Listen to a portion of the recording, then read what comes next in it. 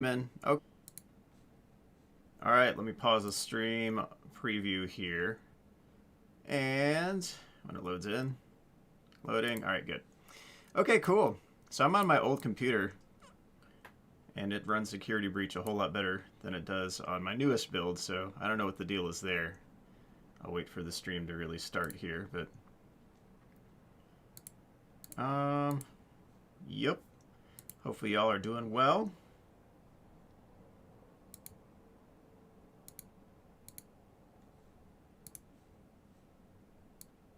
Okay.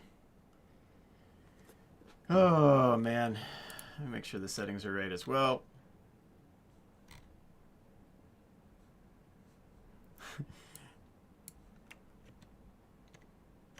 I'm so used to 1080 or 4. I'm used to 4K resolution right now. Everything is all jammed together right now. All right. So, hey Eddie. Hey Brian. All right. So I have 33 pages of QA, single space, font size 11 that I sent in to Steel Wool. So I'm just going to go through some of this, and hopefully some people will be interested. Okay. I'll get the stream going. I installed everything on my old Intel build. This is a 5-year-old computer, and it runs the game a lot more smoothly than my new Threadripper 3970X build. I don't know what the deal is, but anyway, I'll probably be playing some more runs at some point here. Maybe I'll play a little bit at the end of this stream. Hey, what's up, Yep? What's up? Would you like to live? Yes. DJ moment, yes. Cheesecake, I don't even know. That's a lot of calories.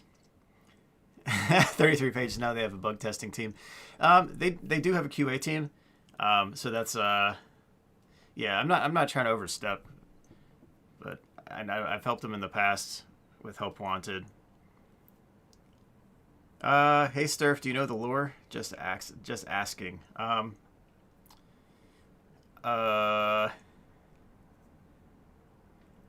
So security breach. Bugs, balance matters, enhancement possibilities, thoughts on areas, etc. Oh man. Okay. So here we go. First and foremost, I think this is a brilliant game. I really do. There's so much depth to all of it. So much depth to all of it. Not so much death to all of it. You get to experience the entire game. I really do. But I know a lot was cut out. I'm hoping patches in the future will add what was initially going to be in the game, be it bowling, Chica's feeding frenzy, pretty jarring lines of dialogue, etc. And I've been playing on 720p. I know the eye strain, and I go through my specs and all that. I don't know. My 5-year-old computer runs it better than my my new computer. So I don't know. I got to figure out. There's got to be some kind of simple fix for this. Did security breach solve any lore questions we had? It kind of extended a plot that was already done. It like retconned an ending basically. But did it really retcon an ending? What we thought the ending was, I guess. I don't know. Is it beating a dead horse? I guess that's up to you to decide. So, yeah, this is what I sent into Steel Wool. It's a 33-page document, single space and all that. Font size 11, all that. I'm zoomed in right now. That's why it's so large. I want y'all to be able to read it. And maybe this will encourage some of y'all with sending in constructive QA. But, yeah, Pizza Sim. Yep. And you note also, I sent this in on Sunday to Monday. Like, it was their time, the very... the junction between the 9th and the 10th. So Sunday to Monday, basically. I wanted them to have this just in case they wanted to go over it at all. And the same thing, like, I don't know if they're going to even entertain this at all. I know they actually worked with me with Help Wanted on fixing several of the bugs. Some of them are still in the game. There's still some showstoppers, and I note some later in this, but they did a good job fixing about 3/4 of the bugs that I sent in pretty quickly. If you remember Help Wanted initially, it was kind of rough out of the door, but it became a whole lot better with the patches. So, man, this being close, what I'm saying is, so you're saying SB was unnecessary. Well, without SB, we would have had an ending with Pizza Sim. Now we have a question mark. It turned it just put that squiggly above the period and turned it into a question mark. Yeah, yeah, Elijah, I would basically agree with that. I would basically agree with that. It definitely diminishes Henry's work. Overcooked speedrun? I don't know. Anyway, okay. So let's go through some of this. I go over the lag, all that. I suggest Unreal Profiler. I suggest, okay, well, there's some people like PS4, low quality textures pair with lag. PS5's less so than some people with PC. And I don't know, some PCs run it smoothly. Like I'm watching all these speedruns and it's like super smooth, and I'm just like, my new PC. So this old PC here, this is it's a 10-core Intel. It's still a really capable computer, and I built this initially so I could kind of start to play 4K stuff and record in 4K, and then I built this other one so I could render 4K faster than I could actually, faster than the length of the video, which it does. It's crazy. It runs everything fine except for security breach, and I don't know what the deal is. So I don't know if it's confused by too many cores or I just don't know. I don't know, because nothing is really bogged down resource-wise. It just stalls on that computer. I mentioned the voice acting in the game is really excellent. I think y'all agree. Is this the PC you played Superland on? If it was in the last 2 years, I probably, well, let's see, last year and a quarter. Last year and a quarter, it would have been on the AMD. I don't know which one I played Superland on. I don't know. I kind of blocked that out of my memory, but it was a fun playthrough. PS5, you don't get a ton of lag. That's good, and I'm hoping it's optimized for that. You know what I mean? You don't get much lag. Bit loading in can take a bit. Yeah, 15 to 30 seconds. Yeah, it does take longer to load in initially. Yeah, and on this computer it definitely does, for sure. It's a lot more swift on the intro, but during the game I don't know what the deal is. So the clock speed is slower on the old PC too. It's less number of cores, slower clock speed on everything. I don't get it. Anyway, voice acting for the Mr. Hippo magnet is way too over dramatized on Freddy's part. Yeah, like I get that though. That was if you've heard one of the unused lines for Gregory, like that, and Chica goes cuckoo for Monty Mystery Mix. The key is the pizza flavor, all that. So there are a lot of unused lines that have that same sort of over dramatized type feel. So that's, yeah. Yeah, I get it. I get it. I can see your take on it for sure. I just thought it was kind of like a goofy, like, it's ridiculous that it's so over dramatic. You know what I mean? Like I took that as a, like, this, it's silly that they're being this dramatic about it. And Mr. Hippo, that yeah.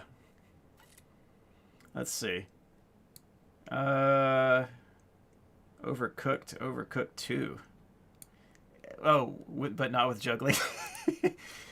I don't know. Overcooked. That'd be interesting. I don't know. What if you could play air hockey against Freddy? That would be sick. I wish they could. Yeah, I mentioned this later. Like, I wish the arcade could be filled out a little more. But anyway, let's go through some of this. Okay, so we'll make some progress. Yeah, I wish you could do a race minigame like Mario Kart. Yes, I do hope that the go-karting could be done at some point. Okay, so the voice acting I really liked. Audio presentation per area. Yeah, except when the music stalls. You know, like when it's like pause on that 100% playthrough, it's just like a wall of noise as opposed to the song. But the mall music, like the right ambience, the right aura, it sounds good for the areas. You know, Gator Golf sounds good for the area. Yeah. Anyway. Yeah. I wish you would have more, like those offices where it's just Freddy saying, "They know you are here." I wish there was something else that you had to do in those offices. It felt like that was planned, but there wasn't anything there. And it seems like later in the game there are more of those. You know, like you have cool stuff to do up front, like for the first half, and then it becomes, "They know you are here," and there's just like, okay, well, all right, I'll take the items and go, I guess. But yeah. Yeah, I agree with the Freddy cart. I agree with the Freddy cart. I would love that. I would love that. So I should have had all achievements on, I think, day 2. Matthew, thank you. FNaF 4 Nightmare animatronics are real. I guess shout out to Razbowski. He would probably agree. um, Man, yeah. So I should have had all achievements, I think, on the second day, but they don't pop. And after one of the patches, the bag achievement popped, and then I had all 28 out of the 29, and the 29th is, hey, you got all the other ones. And yeah, the 29th one doesn't pop. I don't know what causes it to pop for like the 0.5% or whatever it is of everyone. So people have gotten that achievement, but I know something else is kind of bugged on the PS5 as well. So yeah, the achievements are bugged. I mentioned that as well. I'm pretty sure. Okay, so parts and service. Yeah, some of the lines. I'll get this. I'll get to this. Yeah, when you're supposed to click on Freddy's claws, but there's no prompt for it, and then once you click, it replaces it with a Freddy colored claw as opposed to the Monty colored claw. And then it tells you to click after, it implies you need to click next, and if you do, you get a jump scare. So it's, yeah, the instructions on the claw repair is kind of off. Will they ever do Ultimate Custom Night? Or UNC, University of North Carolina. I think you mean Ultimate Custom Night. You don't remember this part of the book report rubric? Yes. Oh, cool. Glad the tutorials helped. PCX, yeah, I'll probably do Ultimate Custom Made at some point. Yes. But not immediately. Rocket, if I just had 5 more minutes, like it's frustrating to me because the run after, like in the post or whatever, when I was with the monitor guy who was like finishing off everything, I won that run, and it's just one more run I would have had it. I told Pat, like, just let me play on the side and then I can report back in. It would have been easier had it been in studio or whatever, but man, yeah, it stinks. It stinks. So that's how it felt. Like I was so close to winning 50-20 on stream, and you know I could probably play it again. I don't know. It's not reasonable to expect a win in that short period of time, but I was pretty darn close. So yeah, I just wish I could have done that. It would have been an epic moment for the charity stream. Also, Daco had that $2,000. Hey, well, I'll donate if you can beat 50-20 on stream. It's just like, man, like I just needed one more try. Yeah, I would say way less, Maro. Like a QA can't pick out any can't pick out everything, but I don't know. Yeah. Thanks, PCX.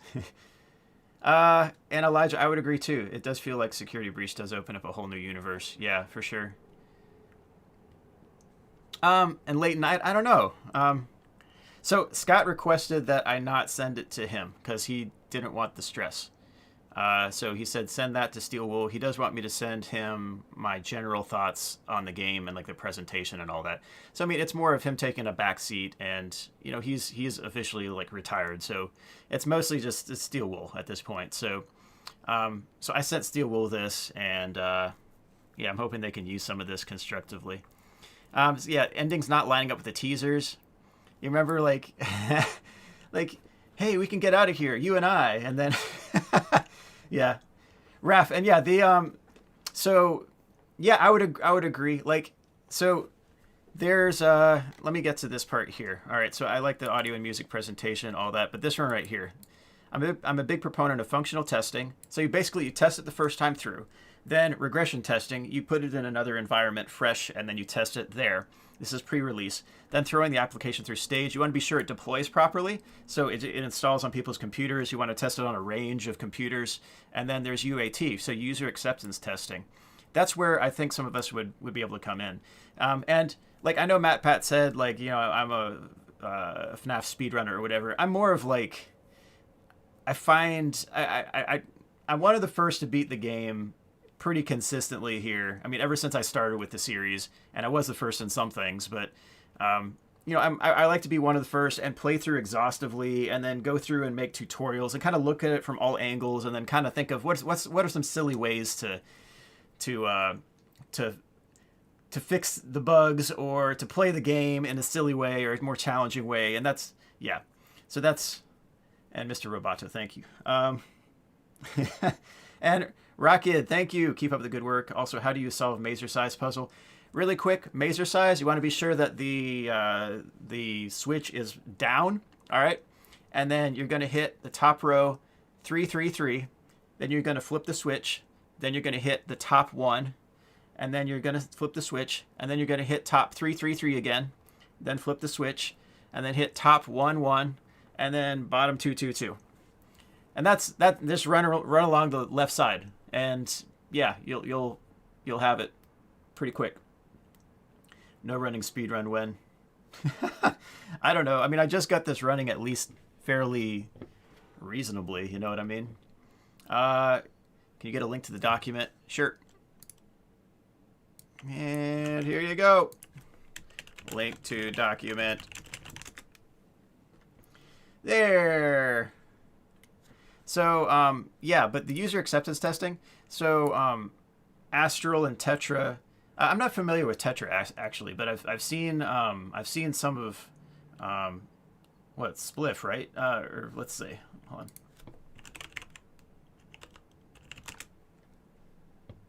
on. Yeah, Astral Spiff. Yeah. There we go. Yeah, like, he's more on the speedrunning side. I know MatPat said all that type of thing, but I'm saying, like, yes, I do work in QA, and I'm kind of a hybrid QA and dev. I do a lot of automated QA testing. So there's a lot of people viewing this document. All right. So yeah. But you have different skill sets, and I can go from a performance testing perspective. I can find bugs and find ways to soft lock. And my first playthrough, I found a bunch of ways to soft lock it and that type of thing. I find that more fun. And some people, like, Astral might like speedrunning one run a whole bunch and then playing that a bunch on Twitch. I find that less fun, and that's more of like, I don't have all the time to do one thing in particular. I like finishing one thing pretty well, respectable, really, really nice, and then go to the next thing. Think of a cool new way to play it. So I like the breadth as opposed to the focus, and where speedrunning can get to like really, really picky, and you have to restart the run time and time again. I'm just like, I don't know. So there's different angles, and to have a broad testing team, that would be really cool. And like I helped out with Help Wanted, but anyway, again, right, as I said here, I'm by no means an official part of the team here, so I'm not trying to overstep at all, but I kind of wish I had this sent my way maybe a few months before the day of release. And yeah, I really think I could have helped. And I said this here, I took a working day to put this all together. So this document, I didn't take months to put, I didn't take like a month or weeks to put this together or anything like that. I put this all done, and I wanted to do that after the Deathless 100 collectible run, but it kept on soft locking me, which was really frustrating. So, what's a QA review? I'm just going over the notes that I went and sent to Steel Wool here. And yeah, talking about the initial 1.0.0 is buggy, but you can sour sentiment over time if there are tons of showstoppers. And for a $40 game as well, I know a lot of people really took it badly. And it's the lowest rated Five Nights at Freddy's on Metacritic, if I'm not mistaken. So it wasn't received very well. But anyway. Yeah. And like, okay, so with QA, I think early on you can get a little cynical about how bad development is if you're with a team that isn't very good. And I'm not saying this about anyone in particular. I'm saying, like, when I started QAing, I've been on various teams, and some teams put a lot of real care into development. And when I say that, like, a lot of developers just kind of do the bare minimum and don't do it well at all. There was one developer I worked with at my job who did not have a single first time through pass. I failed everything he sent the first time through because it just never worked. And sometimes it wouldn't even, you just run F5 to run the code and it just didn't even run. It's like, this will not compile. And that's what he just throws it over the wall and then hopes that I'm going to fix it for him or something. So there are those types of developers, and there's also some people who don't understand the exact what needs to be done, and there are those developers as well. And sometimes the developers really take pride in their work. Those are usually the good developers, the ones that try to do everything to the best of their abilities and go the extra mile and do something really cool. And that's the way, like, I see this effort as them going the extra mile, trying to go big. And they did. It's just they need to fix the bugs, and that's the thing. Like, I wish that the bugs were gone before the release. The plus of these glitches, though, is the game is extremely speedrunnable. So that's the one plus from this, but there's a balance of the things that, like, if you back up and then all of a sudden get jump scared by Chica. I watched Markiplier's playthrough with that part, and I was just like, man, that's... So whenever if you look one way and then Chica was there, and then you back up, sometimes you get jump scared by Chica because she teleports behind you and you don't even see it. It's just like, why is that a thing? Is it expressed as part of the game? Like, is that her function? If so, then we need some way to tell, don't back up where Chica is, and like she's able to teleport. And it's kind of like, well, why does Chica teleport? I think it's just bad spawn points at that point. DJ Sturf confirmed Vanny. Yes, I am Vanny. How long did it take for me to type this? Probably a good 8 hours. I mean, I spent about a good working day on it, so yeah. I wanted to go through. I watched my video, and then, like, I was trying to do that during the stream when I was doing that premiere. I should say, yeah, during that premiere, I was trying to take some notes and to think, like, how do I communicate this to Steel Wool? But I was chatting with y'all, so yeah. You could tell Mark was not having too much fun with the game. I think he was being polite because he still likes the franchise. I think he sees that a lot of work was put into the game, and I mean, I think that's very clear as well. But yeah, when you get soft locked, when the last thing you have to do is go to a maintenance tunnel and that's it, and you just spent 3 hours just about running that, it's so frustrating. Like, I didn't know what to do because it was like 11:30 p.m. when I finished, when I was at that maintenance tunnel thing, and Scott left halfway. Okay, never mind. And not Scott. And Freddy wouldn't show up. I saw Scott. Okay, so yeah, it's very frustrating when you get soft locked that late in the night, and then it's like, well, I can't. I got work the next day, and I can't play another 3 hours because then it's going to be like 2:45 a.m. by the time I finish, and it's like, then that messes up my sleep schedule even more, because like I'm riled up after playing this game, like with all the lag, and like I'm trying to muscle through this. I'm so riled up when I play that, and I'm hoping that this PC, I'm hoping that this will be, breath of fresh air. Yes. Hey, how's it going, Sturf? Going pretty well. Scott left halfway through development. They're in early phases, but not the end. Yeah. And I don't know what his full involvement was overall, but I know he's definitely taken much more of a back seat. Anyway, I think with Mark, like, I would love to help him through the Ultimate Custom Night, or what else? Like, he needs the stars from FNaF 4, and like I'm planning to help Daco on one of his streams with FNaF 4 as well. But anyway, like I'm quite sure he's capable of it, and I can make it even simpler now. There's one user, Grime Knight, who gave me how Foxy works on Ultimate Custom Night, and that's the one missing piece that I needed, and now I know a lot better how to get through consistently on 50/20. Like, I got it really consistent, but not how consistent I believe I can get it now. Like, that's a huge plus. So anyway, yeah, but I mean, the thing is, if you watch Mark fundamentally didn't like cam stalling as a technique and just called it cheating. Well, I guess he called it an exploit, but he was really favorable about it. Like, when he mentioned it when I was on the stream with him, he was pretty favorable about it. He's like, oh, well, that's really neat how, you got to find how things fit together and like where the gaps are and that type of thing. So I mean, he seemed to be positive about it there, but I know he was frustrated when he was playing, and yeah. I mean, we got the brunt of it too because people were commenting all sorts of negative on everything, and we were just trying to, like, I was trying to help Daco after playing, and then like after work, after running, after playing.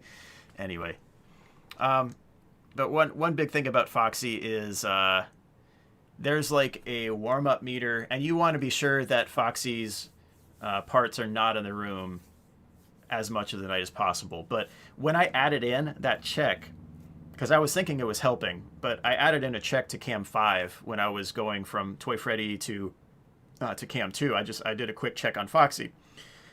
There's no real benefit on checking it when Bonnie is there, but when Foxy's there for sure, that's a big benefit because it resets that anger meter basically to 0. And then, yeah, every 15 seconds, you have a chance for a roll if you're not checking Foxy when Foxy's on the table, when no body parts are out, for Foxy to advance one stage. So, yeah, you do want Foxy off the table. Every 2 seconds, there's a check. There's a 1/3 chance every 2 seconds of a successful change whenever you flip the camera. So that's why 6 seconds actually makes sense. But I might actually change it to like 8 or 10 just to have a greater percentage of likelihood that Foxy won't stay on the table. But that's why Foxy will stay on the table sometimes when you flip, even after 6 or 8 seconds. It's just it's a roll of the dice. But if you have Foxy's body parts in the room at all, then when Bonnie's on the table, it still advances Foxy a little bit. So that's where you just have to make sure that Foxy is out of the room as long as you can possibly hold. But that also changes my strategy later in the night because technically you could have, if Foxy's not in the room at all, you could just run Foxy for 45 seconds. And so that changes my strategy with Foxy late in the night. So if no body parts of Foxy are in the room, then yeah, you could just hold him for 45 seconds or 45 to 50 and then switch and you have Bonnie for 45 to 50. Yeah. Okay. So I talked about help wanted, and so I mentioned here, yeah, here are some of the bugs still in help wanted. Nightmare Fredbear non-VR goes to the closet, you lose. Pirate Ride often doesn't reset properly. If you exit the Curse of Dreadbear and re-enter, then it resets all of that, and it'll give you bonus round. But it was annoying because I was trying to get this really consistent with a high score when I was trying to get over 11,000 or higher, so it wouldn't jump scare, but it would give you a valid rank, but also reset the counter. Yeah, you got to exit Curse of Dreadbear and re-enter entirely a lot of the time in order to reset that. And we worked on that a little bit, so back and forth. So, and they've been good when we've worked together. So, anyway, 4K resolution on flat mode. I can't even get to the exit menu, so I got to hit Alt F4. Parts of repair Bonnie sometimes has a crooked eye. Hallway still needs balancing. It seems like a roll of the dice more than anything. Yeah. I was killed too many times by Glitch Boy Fredbear. Yeah. Would you say the Afton ending should be canon? I heard there was talk that the file name was actually canon, but I think that's a rumor. I'm quite sure that's a rumor now, because other people who've data mined it said that's not. I don't know. I guess it depends what game we're going to have in the future. I guess that might tell us which one is canon or whatever. Maybe we'll have an update. It would be kind of cool if this were night 1, and then the next patch were night 2. And then night 3, like you have extra nights, and you actually have 5 nights, and they're like each one is this big old journey. But that's a huge undertaking. That would be 10 years of work basically. Anyway, so here's some of the other bugs. You can just read through those. Yes. Yeah, I don't know what it is, but even on this PC, like sometimes it takes 3 or 4 times for the game to actually boot. Like it'll start and it'll show the intro security breach like legal screen or whatever, and then it'll just stall out and exit, and then it's like I gotta start it again and then click again. So if I click really fast and if it takes some input or something, it tends to run more consistently. But anyway, the EULA does have some spacing and terminology consistency issues. I think there were a few spelling errors, but I sent those all in. The funny thing was when I got the copy from Scott, I just checked through, and I went through the EULA, and until he gave me word that, oh, hey, someone actually started streaming, so you're good to go anyway. Like, we were supposed to delay it, I think, but someone streamed it. And it was like, okay, it's fair game now. But I just went through the EULA, so like I didn't even get any gameplay time early. I just went through the EULA and user license agreement. So I don't know. This is quality assurance. Yes. Oh man. Do I think the game is worth its listing price? If they fix the bugs, I would say yes. Currently, I struggle with it. I struggle with it because people have different experiences with the game. Like it's super speed runnable at this point, and yeah, it's man. So anyway, is Steelwool officially Scott's successor? I don't think he's announced that directly, but yeah. How are you going to get through 33 pages of the stream in the stream if you keep answering the chat? Yeah, that's a good question. All right, what am I? I'm on page 3. Okay, so we're 1/11th through, but okay, let me go through here. So the logo splash screen. Yeah, if you hold the button down, it's like, so that's one thing there. And it's annoying because if you hit a hotkey to start your stream, and instead of like clicking on or whatever, then yeah, you don't even get that screen in your recording. So, and I do think that they probably should have had some kind of animation instead of like something, you know, instead of just a splash screen. It just seems really, really basic for what everything else is. Like the intro cinematic, that movie at the start is phenomenal. Like that thing's crazy. All the animations are crazy. Like all the storyboards is like, what happened? I think they were planning on animations for that all, and they didn't have time, or they didn't get it in, or they were rushed maybe to release. I don't know. I just wish it were all animated, like 3D animation. That stuff was awesome. I was like, yeah, that's it right there. But yeah, some of the storyboards just seem a little rushed, maybe. I don't know. Please nobody tell Steelwool about the 515 staff head glitch. Well, the thing is, you should be able to revert to a prior version, right? On Steam. I know you can't do that on PS4 unless you want to go to 1.0 from a disc, but yeah, and thanks to the person who told me about that. But yeah, the PlayStation, you just have to have the disc. But yeah, with this, you should be able to revert to that version so that you can still, yeah, go back to 5:15 a.m. You can also reset to 2 a.m. if you're in the right spot for the lost and found at a specific part of the game. So, yeah. I'm hoping that Steelwool knows about the robot head dupe. Was ray tracing even play tested? Man, I didn't even mention that because like I just didn't even use it. I don't know. And there's a lot of motion blur there too. There's no VSync option. You can go into the game settings engine and change that, and you can throw in a few extra settings. But I don't know. I still couldn't run it cleanly on my like beefy PC. I don't know what the deal is. But anyway, the still screens at the intro, I didn't really think that worked, and the basic menu just seemed a little just stale. But yeah, when you save at parts and repair, it goes and it shows the stage with the hologram. And if they played like that performance disc music or something, I really think that could be cool. Jojo, no, mine's still bugged. I have like at least 6 saves I can just open, and it should give me all the achievements, or it should register, hey, you have everything. But yeah, I have everything except for the 29th. So yeah, no one seems to run it well, even on beasts of PCs. Yeah, this PC, this is a 5-year-old Intel build, and it runs it a lot more cleanly. It does have some points of lag, but it's not unbearable. And maybe I'm just used to my experience from the other PC. I don't know, but I brought this all the way up, 2 flights of stairs. It's like 75 pounds. It even left a mark. Like, I don't know if you can see this, but it left a mark on my palm because it like hexagonal at the bottom or whatever. I'm just like brute forcing it up those steps. I should have just gotten Juggle Boy, but he was out at MagFest, so that... yeah, I couldn't have him just lift it up. But yeah, it's a heavy box. At least for me. Like I'm not a weightlifter type guy. Like, yeah, this mess is crazy. I'm more of a runner. You get a computer day one with GTX 3060 Ti, and you can only play on low settings. Yeah, I still play this on low settings, even on this PC, and maybe that's a thing. But DJ Beef, you lift the whole Earth. Yeah, got that Atlas style. Do you think it'd be a driver support problem?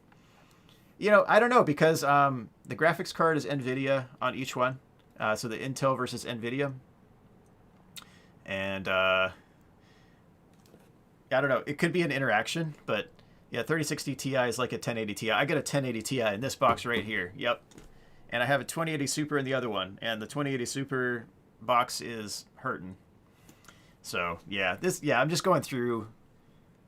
Well, answering chat a little too much too, but and I don't want this to be a like crazy long stream, but just to go through some of the thoughts. I'm thinking if I've missed anything as well, but okay, so the hologram filled stage parts and service, yeah, that would look really cool for an intro screen, but I need something more interactive to be like, okay, this fits everything else in the game. It just seems a little lackluster. Yep. Okay. Load game. Yeah, you know how like the load game is just all on the left side? I think they were planning on you click on a load game and then it would have like a screenshot of where you were on the right side, because there's like 3/4 or not 3/4, but maybe like at least a good 68%, like at least 2/3 of the screen is just empty, you know?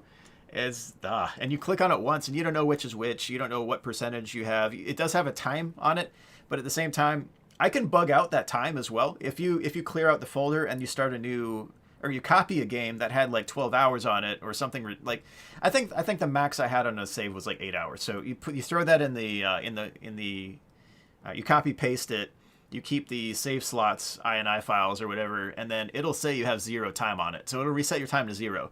So it's not that smart. But yeah, like it should have had a screenshot as well as how many percent you're through the game, or like what percentage items, what percentage complete, what percentage messages or whatever. So there was a lot that could be done there, but it just kind of like, if you get to guess which one is which if you have 100 save files. So yeah, and the autosave is odd as well. Interesting. Your copy of the game couldn't tell 12 a.m. from p.m. So saves that were 40 minutes apart read as being 12 hours apart. Huh. Yeah, and if there were just a screenshot of like where you were facing, so like if you were facing the staff bots or something, you could just take a snapshot there, have that as a save file. Could be a separate file, I guess, but it'd be nice if it were embedded, like even as just throw a base 64 in the save file or something, and yeah, that would be kind of cool. Then you could tell exactly, okay, well, I was looking this way on this save, let me save it like this, and you're like, okay, this is the one. All right, let's load it. There should be a load option on the bottom right or something, and then you're good to go. But yeah, it was just an odd thing. And then the max number of saves, it's, yeah, I don't know. I deleted, okay, so I had like 58 saves at one point. I deleted like 50 of them, and I had like only a few. I created a new save file, or I created a new game, and then I tried it again after that, and it wouldn't let me. So I had like about 10 saves, but it detects how many saves after 50 maybe, and then it's like, oh, you have at least 50 saves. So there's a lot of stuff that's odd. I just delete all the files in the folder now, or I just throw them into a different folder, and then yeah. Creator, yeah, I sent all of these to Steel Wool Sunday to Monday. So yep, 33 pages. Hopefully something can help.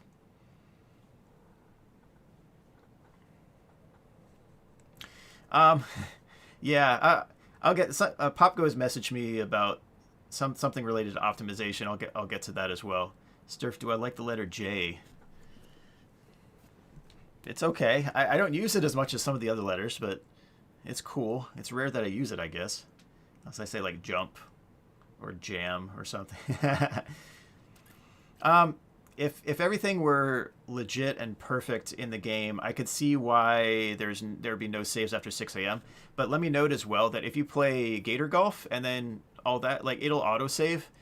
There's different areas that will autosave even after 6 a.m. and without the robot head glitch. But it's a pain going to Monty's Gator Golf because it takes so long to load in, and it takes so long to load in the arcade game, and you just have to go in and exit. But it takes forever. And yeah, it's more efficient to have. I don't know, if there were a few arcade machines that you could discover after 6 a.m. and those became the save points, that might be cool. You know, like the Helpy stations stop working, but then the arcade machines late at night, like there's just, oh, hey, well, you know, you hit a button and it auto saves at that point or something. I don't know, something like that. But the problem there is if you've soft locked and you don't know it, and then you save it and you auto save over your autosave, then your game is done. So yeah, that's the thing. If there were no soft locking, no bugs or anything like that, I could see, you know, why it would be cruel mode, but it's unnecessary, I think. So I like the 515 robot head glitch. I really do. And I was so happy to see that worked. Like, you can go back to see that stream where I was just like, what? This is crazy. It's like, I wonder if this would work. And it did. I'm like, yes, this is crazy. So anyway, yeah. Good UI UX can't be rushed. Yeah, completely. And it's incredibly difficult to get someone to do it. Yeah, and just even to work with mock-ups, you know? Yeah, a lot of, like, I've been on teams that have people who have written up mock-ups and, you know, illustrations, how things should look, how they should behave. That's extremely helpful. But when you just throw it out like, hey, let's just, you know, this works well enough, and then, you know, here it goes. It usually doesn't come out very well. So yeah, I agree. Like, UI UX is an art in itself for sure. To have a UI UX specialist is crazy. Like, you, and so I work in healthcare software, and you compare one of our competitors who has like these animations and it's like smooth and like it's so cool. And then we look at our stuff, it's just like, like who did this? So anyway, oh my goodness. Yeah. About the 6 a.m. saves, you saw a video with unused voice lines. Freddy said the save stations were hacked. Yeah, I guess I didn't hear that one. Grime Knight, what's up? Form over function is so tempting at times. Yeah. Yep, exactly. Okay, so load game menu. I don't know. Oh yeah, save game slots. Yes. So delete save game slot. You can glitch this out a little bit too. If you delete these, it seems that the slot counter doesn't reset all the way unless you remove the entire folder contents and then restart the game. So yeah, you can have save game 58 and then you start a new game and it'll be save game 59, and then you go back to the main menu and it's like, why is there no new game now? I only have 2 saves in my folder, but one is 59. And it's like, okay, well, it doesn't like it being 59. So anyway, graphical settings. Yeah, I wish there were anti-aliasing, texture depth, shadow detail, VSync, distance limiting, culling, FOV. Like, your FOV is really, really close. And I know that's kind of the effect, but it'd be nice to have at least some ability to kind of look out a little bit. But the thing is, that might actually add to the clipping, though. Like, you might be able to see through the walls a whole lot more if the FOV is wider. So maybe that's why they had it set. I think it's set to 75. But and more resolution options as well. Like, it should probably load in the graphics card supported resolutions as opposed to kind of just having a few. But I want to play this on 4K and probably high settings if and when this gets fixed and optimized. I'm hoping. But if not, then I guess I'm sticking at 1080p low on this one and 720p low as well. Doesn't the EULA prevent mods? Let's see. I guess it's probably not enforced really, because you're talking about like when people replace the models. Like Raz did a video with Waluigi replacing sun or moon or whatever, and yeah, so, stuff like that. Technically, yeah.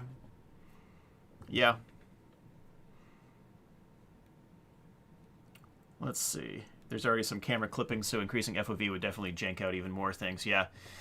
So maybe FOV could be taken off this list if that's the case, for sure. Post-processing options, all that. Yeah, it'll be really cool to have, especially VSync, because when I'm playing on this PC, there's all sorts of tearing. Whenever I'm going or like looking around or whatever, there's all sorts of tearing. Yeah. So what else? General settings. Okay, that's just the apply settings. Yeah, there needs to be kind of some user feedback there. New game. I talk about my gripes there. I wish there were an option to load in the entire map. That would be sick. That would be sick. If 128 gigs will hold it, I would love to try it. That would be sick. That would be a lot of memory used, but yeah. There doesn't seem to be a real memory leak. UE4 is pretty good about that usually, and yeah. What else? What else? Inter-cinematic. I thought that was excellent. I wish there were more of that. Yeah. What do you think about that? The one with the Freddy glitching and the whole band and all that. I thought that was... To start off the game, I was just like, this is going to be crazy. And then you get in the game, and it's like Chica teleports everywhere, and it's lagging every like 3 seconds for like a second every time. Yeah. Yeah. Yep. Yeah. I wish there were more of that. I think it could get there, though, you know? Like, you think of Help Wanted and a lot of the things they fixed. I think they're very capable. It's a small studio. They went big, and I really admire that. And I'm hoping that they can get these things under wraps, you know? Glamrock Freddy's dressing room. Yeah, you see the black lines diagonally on the walls, especially... it seems like on lowest settings I see that the most, but it has, like, diagonal lines through there. Voice volume, some of the dialogue is skipped, and I think that leads to a glitch later on. And I'll get to that. Because so with the soft lock, I've been soft locked out several times at 3:56 a.m., 3:55 and 3:56. It doesn't advance to 4. It doesn't advance the time at all after that. But when you pick up the robot head, it just doesn't even register in your inventory. So I think there's probably a requirement. Maybe maybe the 3:55, 3:56 doesn't. I don't know. I don't know. There's probably some logic that says, hey, is it within this time range? And then the robot head will register. And then you go back and you pick it up anyway after you try to advance the timer. And it's like you already have it, but it's not enabled or whatever. So it doesn't duplicate it. It doesn't give you an extra one. And it doesn't show up. So I don't know. But the Fazcade one is pretty big time with that. The bowling balls with dodgeball sounds and physics. I do hope they add bowling back. All the Glamrock Freddy plush are super cute. Yeah. Yep. This is really telling. Speedrunner is saying the best part is the cinematics. Yeah, Steel Will isn't really known for being good at communications and talking about progress, so I hope they start talking about patch notes when they start after the break. Yeah, it's... they've worked on big projects before. I mean, they used to work... like The Incredibles, for example, and that it comes through here, where the animation and the vision with all of the movies are really, really excellent. And the in-game would be really, really solid if it were consistent across machines. And that's the thing, like, my new box doesn't run it well at all. And that's the one I've been playing it on. And then I bring up this one from the basement from 5 years ago, and it's like, oh, I like this game better. So, I don't know. I don't even know. QA, quality assurance. Not necessarily QA, but I am answering some questions from the chat. Yeah, they tend to have... Like, I mean, they had the interview with Daco, and they teased some things from that. So they've done that. But in terms of progress, yeah, sometimes you get a patch and they don't announce what's in it.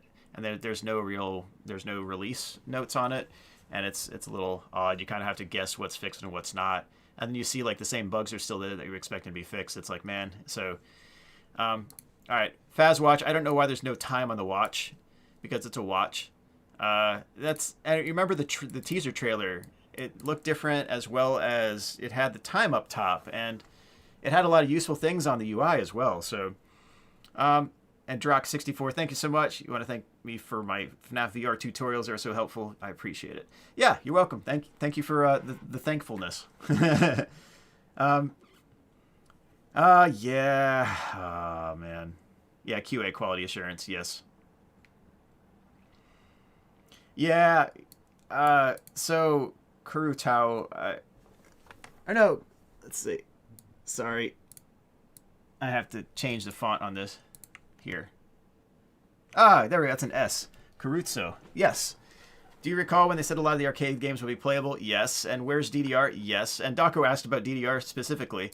I'm surprised Daco didn't ask about dancing stage because it's in his country dancing stage, but it's DDR for me.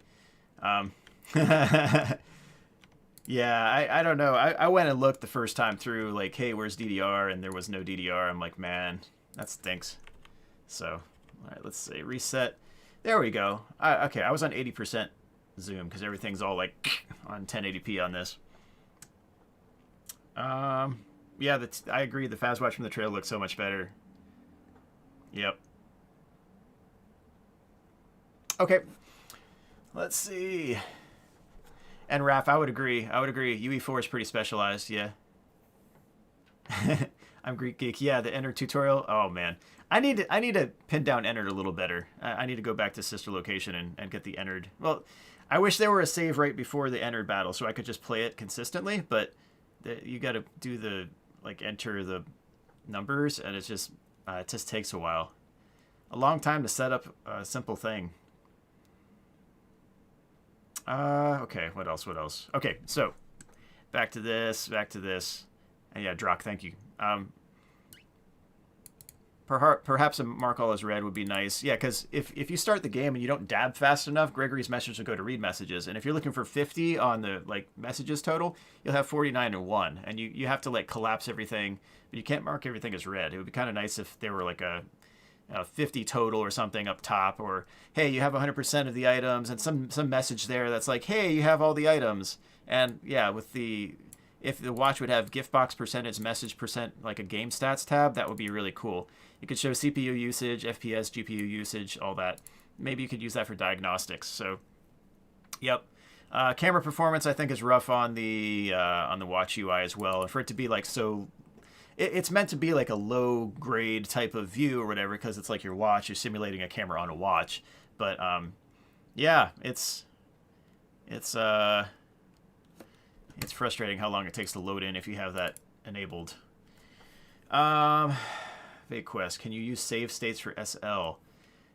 If you know how to, let me know. Like, if there's one right, if there's some way to just go right into the Entered battle, that would be phenomenal. I would love that. And to, like, increase power percentage remaining and try to optimize that would be pretty cool. But I was just turned off by, like, having to go through the entire night 5, and then, like, you do the baby thing, you wait for everything, and then you have to follow directions, and then finally you're in the room. But I just think that's unnecessary. Or in custom night, just have an Entered battle option. Like, that would be an easy thing to add into the custom menu, you know, the custom night. So anyway, yeah, watch doesn't show time. I don't know. Yeah, I agree. I hate doing the numpad too. Yeah, every time. Oh man. And also, yeah, the SL speedrun, the sister location speedrun. So there was an audio skip that was found after I did that, and it saves you about 10 to 15 minutes. So, like, Ichi found it, and I was just like, oh man, this is crazy. Like, I wish there were a different category. Like, so I put, like, no audio glitch or no audio skip on mine, and I'm just like, okay, fine. Like, I don't want to redo this right now. And, like, Ichi has me beat by like 12 minutes because of that audio skip. And I'm like, you can basically, the next actions are determined by an audio clip finishing. And if you hit Control S, you stop the current clip, and then you start it up so the next one can play. And then you just do the same thing, and then, yeah, it just skips all the dialogue, which is most of the thing you're waiting for. So, oh man, yeah, that was silly. But if I really want to make a serious run at that, I need to do the audio skip as well, because that's going to take a ton of time off. But there's still a lot that is just really random about sister location. So, like, that run that I had, like, Ballora was just not cooperating at all, and she was just all up in my grill, like, the whole time I was trying to cross, and it's just like, man, well, that kills that time. But anyway, yeah, so that's one thing. I wish those things were split as categories, because they're really completely different possibilities for time ranges. But anyway, it would be like punch card versus no punch card with Undertale. Let's see. I know the Fazwatch. Yep. Okay, we're good there. Null save state. Yeah, so this one right here, and if you've seen my sub 3-minute run, that's a new game plus or whatever, and I can probably get that down about 15 seconds just by playing on this PC with less lag. But you can save it at any spot in the game, and then on a new game, if you fall through the world, like with the curtain glitch, you just jump down instead of wait for it to load, and then you fall through. And if you don't have, let's see, if you don't have any save slot save from a previous game, it'll fall infinitely, like way far away from everything else. But if you do have a save slot, like I have Phaser Blast on that run, if you fall through the world, you spawn right at Phaser Blast, like right where you just fall through to the lower level. So you just walk through the wall and then fall through, and then it's like, yay, okay, cool. So I'm pretty sure 2.5 minutes would be possible with that. I just need no lag. But I have a 258 on that. It's a different category from the just regular game. I do have a 327 on this PC, just kind of messing around with it a little bit. So the lag makes at least 20 seconds of difference. So yeah, on a 3.5 minute run. I wonder how much that would take off of my 2 hours 54 or whatever, right? Oh man. I also see that speedrun is also taking off time, big time, for in-game time. I don't know if they're taking off elevator time, but that would take a lot of time off of the run as well. So I don't know what's being done with that. I don't know if / when they're going to get back. It's, yeah, pay-to-win speedruns. Yeah, oh man. Yeah, Elizabeth, you are correct. Let's see. What is that in reply to? Oh, there we go. Yeah, so Freddy in Space 2, I tested. I was a sole tester on that one. Security Breach Fury's Rage, that Street Fighter type game. Final Fight or whatever.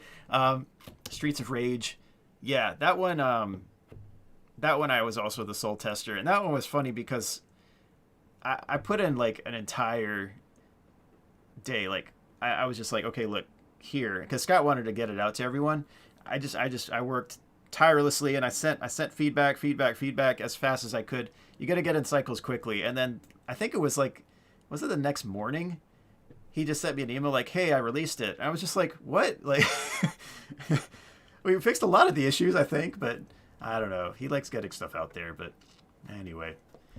Yeah, and Miguel, I brought up this 5-year-old computer from the basement, or like the lowest level, and it runs a lot better. So I don't know what it is. Everything else runs fine on the new PC, but not this. So I don't know. It's inconsistent across machines, basically. Does beating the BB arcade unlock anything? I don't think so, at least not yet. I think that might have been taken out. Chica's Feeding Frenzy still has assets that weren't used. Monty's Gator Golf has 9 holes that are unused in the game. The 9 that were not put in don't seem to be as polished, but that's probably just because it's not production ready. But the 9 in the game are fine. The 9 that aren't as good yet, but I think it could get really good. Like there's one that's just like in a bunch of garbage or whatever, so like Chica eating garbage, and that's the only one I really remember. There's some water in some of them as well. So anyway. Yeah. I would agree. Sister Location really suffers from disconnected nature of the gameplay mechanics. So yeah, if you could have a replay different portions of it, like an extra mode, that would be cool. That would be super cool. Yeah, you'd be like, hey, I'll beat this mini game in this amount of time instead of having to go through and start everything over. Yeah, that would be excellent. Okay, so yeah, the new game plus, you could save somewhere else on another save, then start a new game, and then fall through the world, and you'll be right at that other save. So that's a way to warp. Freddy jump deload glitch, you all know about this. This is crazy. You just jump while entering into that birthday cake compartment. You can walk across all sorts, walk through and around doors, and my goodness, you could fall through floors. Yeah. I said this ends up being more funny than anything. Yeah. Yep. Oh, man. Freddy opening doors, priority doors, so like high security level. Yeah, you can call Freddy at any high security door and it'll open. Then you just go into the birthday cake compartment and then like line up at that entryway and then have him release you through.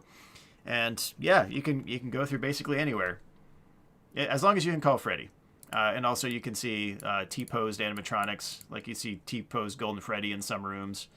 All that. Level 10s and level 12 doors. Yeah. I just make some notes here. You aren't supposed to access these, but you can. And with the first release, you could glitch up on two different spots. One was a daycare. You could increase you could increment your you could increment your security level indefinitely as long as you just glitch through the door with Freddy. And also, yeah, that the backstage room with Monty and Roxy, you can increment indefinitely. That's been fixed. Both rooms, I've checked both, so that one's been fixed. But you can probably just downgrade to a different depot. Magic curtain glitch is funny. Yeah, this is silly. Glamrock Freddy, winking rubber face stamp. So this is, yeah, with mission complete. Like, I don't like that basic font or whatever, and sometimes you don't see the mission, and sometimes like the mission will be like, updated, and all that. But if there were like a rubber stamp with that winking Glamrock Freddy head, that would be kind of a cool presentation. Maybe some stars with that. Maintenance tunnel. Yeah, there's some shader caching issues, I'm quite sure, but man, yeah, I don't know. You can hop the railing and soft lock yourself early in the game if you land in the water area, because you can't escape Freddy, and there's no way out of that the watery area.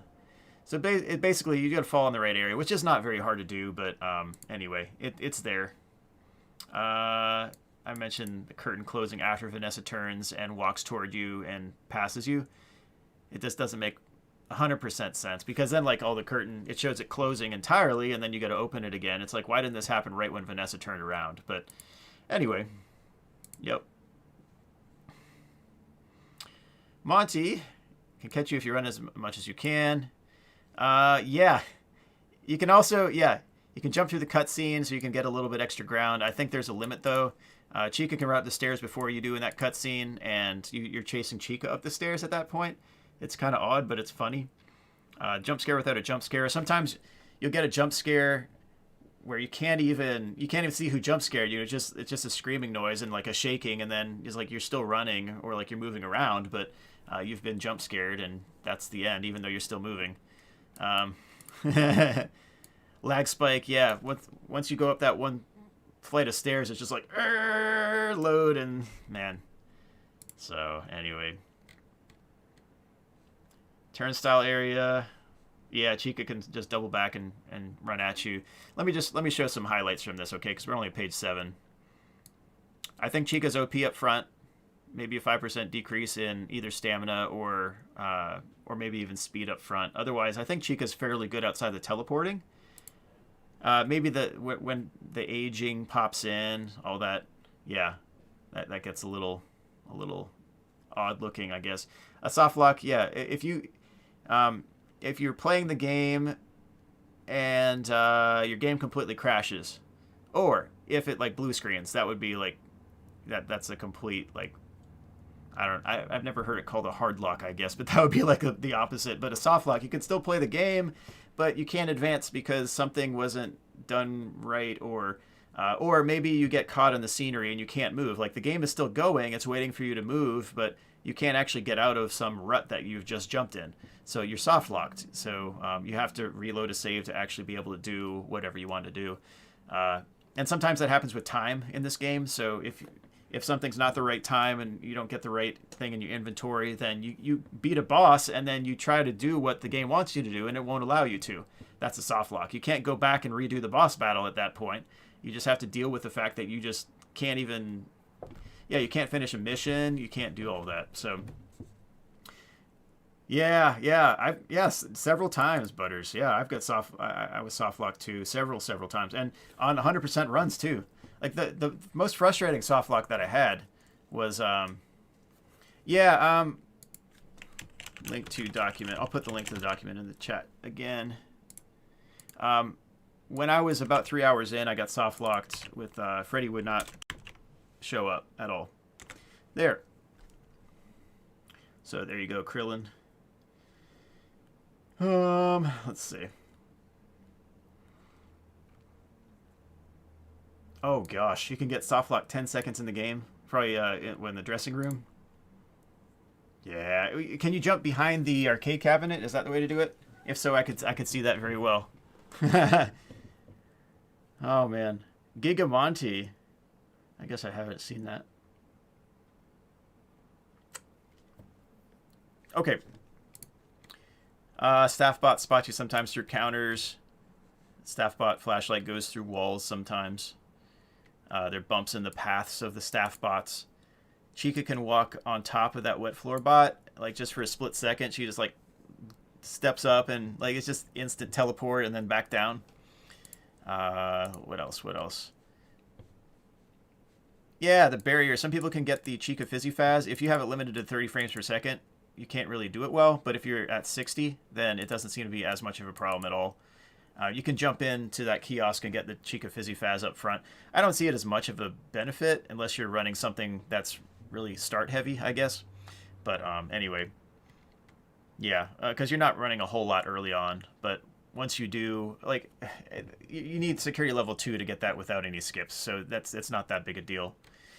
Sun Plush gift box takes forever to wind. Yeah, it's trying to load the atrium, I'm quite sure, at that point. So the hallway to the daycare. Now I'm just going through the night, okay? The bathroom takes forever to load in at that point. I don't know if it's loading the front of the area again or what. It probably is, but sometimes it deloads completely, and then you have to wait for the bathroom to kind of load in. There's nothing pickup-wise in that seating area outside of the daycare, but at the same time you have that Sun and Moon statue, so there's at least a visual thing to fill space, but it was odd not having a pickup in that area at all. But yeah, all the green door rooms do have items, so items or bags, so you can do that. Daycare, you can hop back through the slide after you go through, and then you just kind of hop out, and then you can avoid the cutscene. That's fine as a speedrun skip, but I don't know if they intended to have that because it's physically not supposed to happen. You shouldn't be able to ram your head through plastic and then jump through or something, but unless he has a really hard head, maybe Gregory is a robot. Oh man, shout out to Matt Pet though. But you can hop back through the slide there. Pre-release build, I got soft locked by Sun, and he just like kept on holding me or whatever. You may be able to pin the link in chat. Okay. Okay. Let's see if I can scroll back up here. All right. Let's see. Pin. Yeah, there we go. Hey, perfect. Thanks, Elizabeth. And thanks for the $1.99 donation too. Let's see.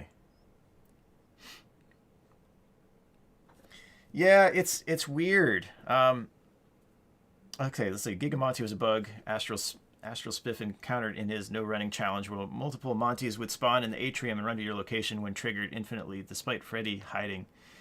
Man. Yeah, I saw that on someone else ran and had Monty just like shadowing him, like the entire time. When in Freddy, it was very odd. It's very odd. How many ways are there to be soft locked in the game? At least 200 plus. And there's got to be a ton. I mean, that's the nature of some free roam rather. If you saw my first playthrough, I was like, I parkoured on top of the like storage containers in one area, and I ended up like behind something that I don't think you were ever supposed to even come close to getting to, and I had to load a previous save, and I think thankfully I did fairly recently from that point, but stuff like that, like you can do things that weren't planned, but there needs to be a way out. That's the one thing. But it's nice when there are no spots that can actually soft lock you. Like there always should be a way out from anywhere that you can have. Yeah, crazy how you can find new bugs every time you play. It adds to replayability in all the wrong ways. Yeah. Okay. Yeah, you can duplicate Monty a ton. I have that mentioned. Like Monty can spawn on top of that kiosk in the middle of the atrium, like before the atrium run, and like where the Monty Pinata is underneath. But you can spawn in tons of Monties, and then they all can chase you. If like the ones on the ground will all chase you, and it's kind of wild. But anyway, yes, Sun like infinitely hugged me, and I couldn't get down to hit the distraction, and so I had to reload there. And the funny thing was, Scott popped into the chat at that point. It was like, Sturf, don't break my game or something, and I was getting soft locked right then by Sun, and it was silly. It's like I'm not trying to do that part, but anyway, the way I play the game, yeah, I mean, I'm boundary hunting. I'm trying to figure out what can happen, what can't, and I don't know, curiosity. It's kind of fun. Let's see. I really think there should be a way to revisit the daycare, and yeah, I don't know if You go into Sun's room. It would be cool if you could jump off and go back into the daycare, but I know you've been banned already, but you have to get that item or you don't get it. Same thing with Phaser Blast. There's one one gift box that you have to get there while you're playing. Otherwise, you're not going to get it at all unless you glitch through. Let's see. Twisty slides. You can see through the edge. Moon can walk into a wall infinitely, and that's kind of odd looking. Yeah, you can jump out of the daycare area, like on a cargo net gap, and that's kind of cool as a skip, but it can mess stuff up big time if you are playing the generator puzzle. What else? You can also you can increment the time with that glitch on older builds. Now you can't, so that's at least a good thing. But you could increment the time like continually. So if you wanted to get to 5 a.m. or 5:15 a.m., you could do that by just reloading into the daycare on the first build. But anyway, sometimes you get soft locked. This is just like you just get a black screen, and then you'll have like one flicker of a frame of a flashlight. So you hit the button to exit the daycare, and instead of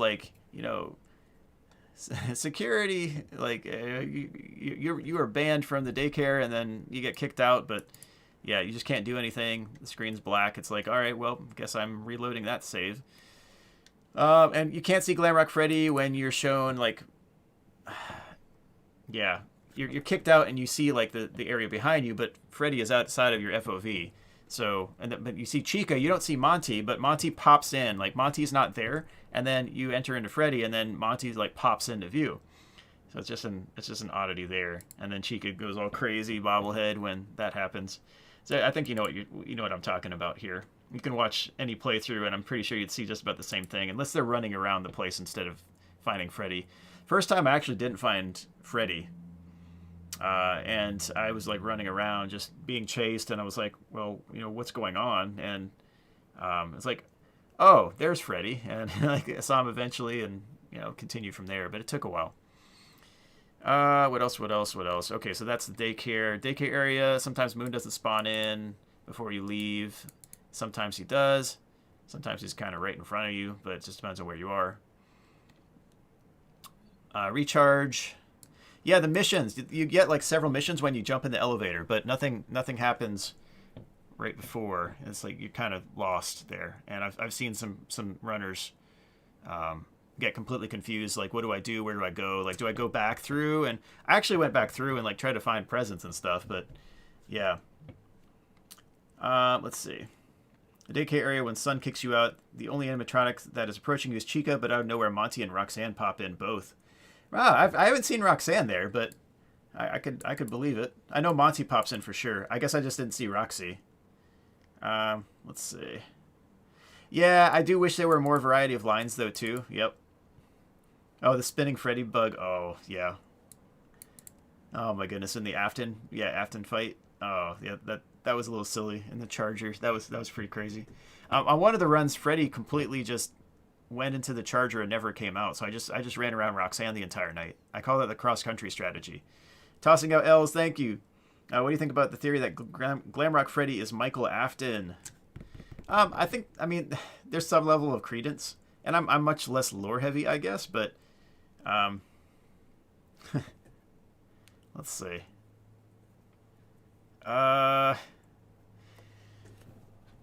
It would be fitting if he rescued his brother. It would add some redemption to it. Like, hey, well, Freddy is I don't know, but Freddy not in safe mode. I guess Freddy in safe mode could be Michael Afton, right? But then it's Freddy not in safe mode attacks Gregory, and it's just, I don't know, all bets are off. He becomes like a beast.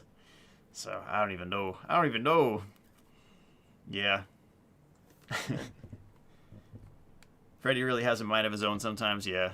And you're never really told that Freddy will attack you with no charge left on the battery. It's kind of odd.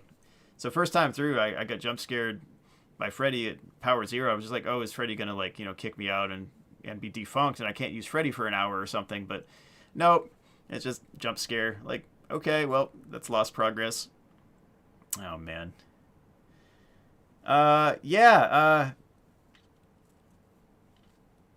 In the Afton fight, they really need to tell you to use Chica's voice box to get rid of Roxy instead of just saying hide. Yeah, yeah, there could be better tutorial on that. The thing is, if you're in Freddy, it would be nice if that were like in the upper left or upper right corner or something, where it's like click or press whatever button to use anti-animatronic voice box or something like that. You know, I had trouble piecing that together. Again, when you walk up against a door that has like a shout or whatever, it automatically does it. So you're not expecting to use that. The only time you use the chain breaking is automatic, but you actually have to use the voice. And yeah, I think I accidentally clicked one time and heard the voice, and I kind of pieced it together. But you have to do that in order to learn that. So yeah, it could be better taught, basically. UI is probably an avenue for that. Mission for L-Chips should probably be find the Prize Corner security office through L-Chips. Yeah. Some of them, like Find Freddy or whatever. Find Freddy is really get caught by Vanessa. That's just a very confusing one. Mapbot can bug out some. I know they know about Mapbot, so yeah. If you can avoid the Mapbot jump scare, and you can avoid Mapbot entirely. You don't even have to pick up a map by running to the left fast enough out the elevator door.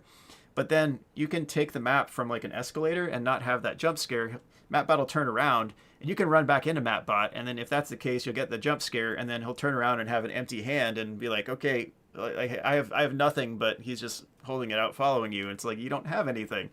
So, and sometimes the Mapbot stays there forever. It often happens in the parts and service area. But anyway, they know about Mapbot. Please take a map. Yeah. Oh, man.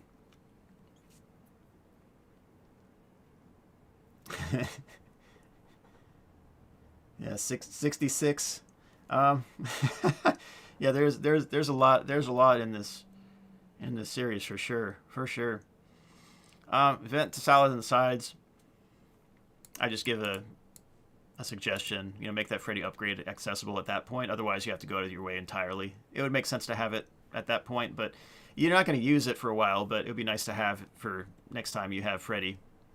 Yeah, the Toy Music Man. Sometimes Toy Music Man gets stuck on the side of a vent, and anytime you're in the Fazcade, you'll hear like that panic music, as well as you're being chased. You hear the clomping of Toy Music Man, and it's Facade. He wants me to change it from Fazcade to Facade. Yeah. But anyway, you can have a duplicate Toy Music Man, and yeah, that did end a run, end a deathless run. I could have kept going. I was interested, but somewhat disappointed. You know what I mean? So. Yeah, you wonder how much unit testing could help on certain scripts. Yeah, for sure. Yep.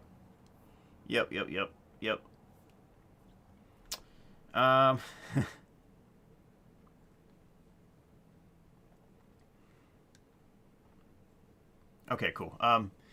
Let's see. You can also get caught in the vent on the way there. Metallic path to the office. You hear the mechanical farting noise when you go through the door after getting the Fizzy Faz Freddy.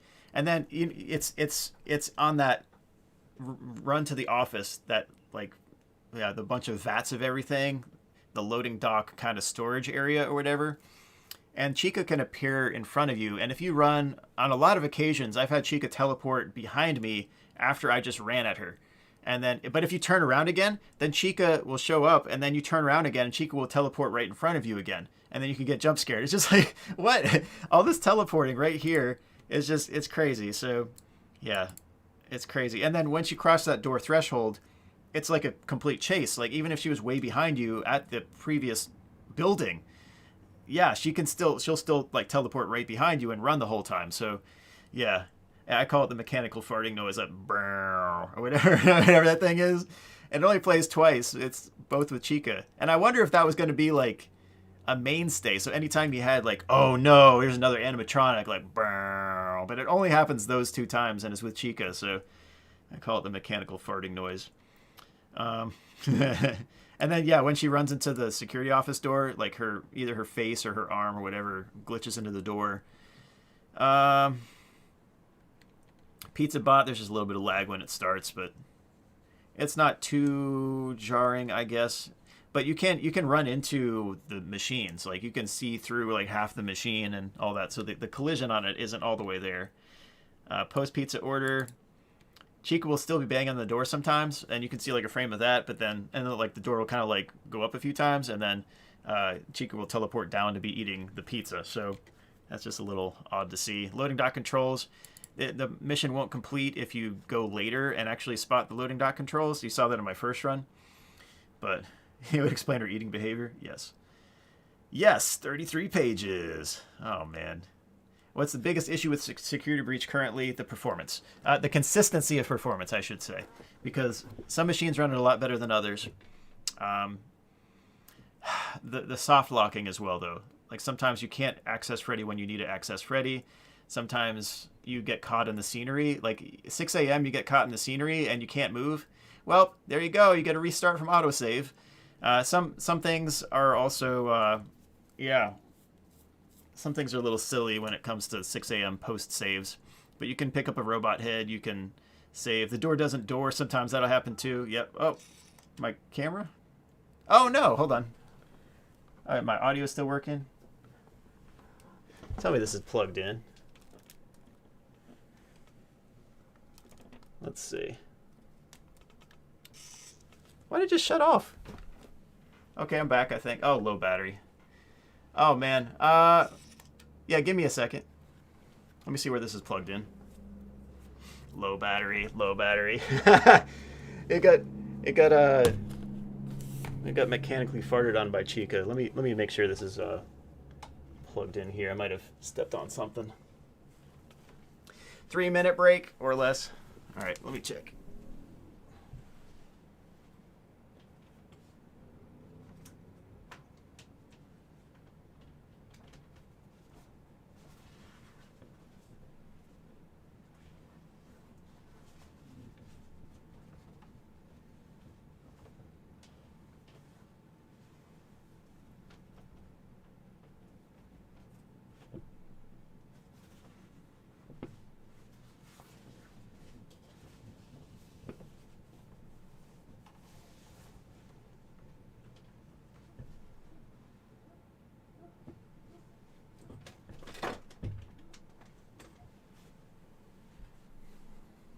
All right, I think I got it.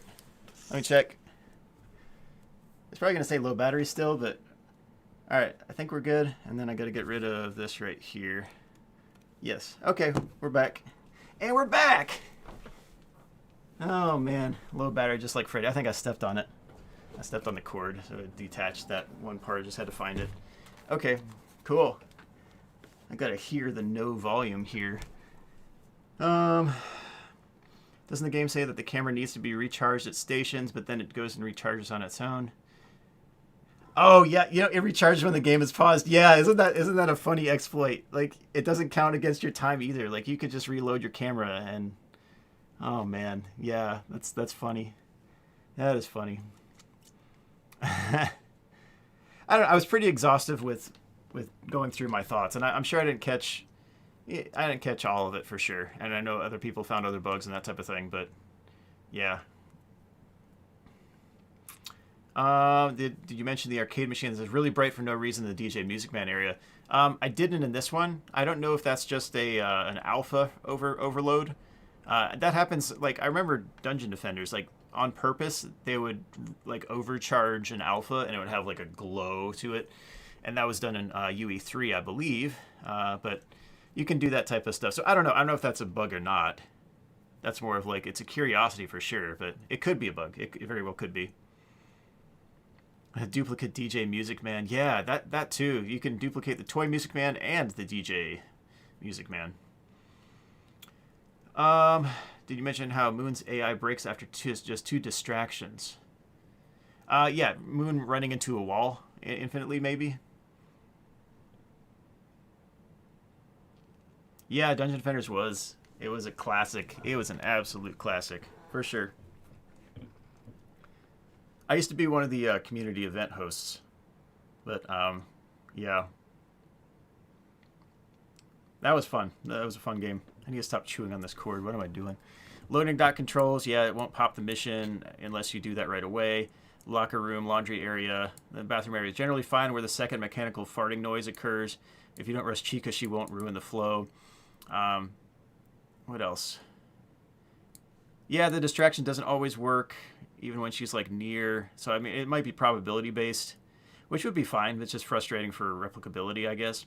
And the PVC strip door curtains, those things. Remember, like the oh man, they can like throw you way far ahead. They can throw you up through like where they are. You have to like crouch to even get back down in the floor, and then you fall back down into like on the ground. It's, I don't know. I got thrown right into a staff bot's view on one of the runs, and it was basically the end of the run at that point. Find Freddy. I don't know why that's not called Get Caught, or like Get Map of Laundry Area, or Get Caught by Vanessa.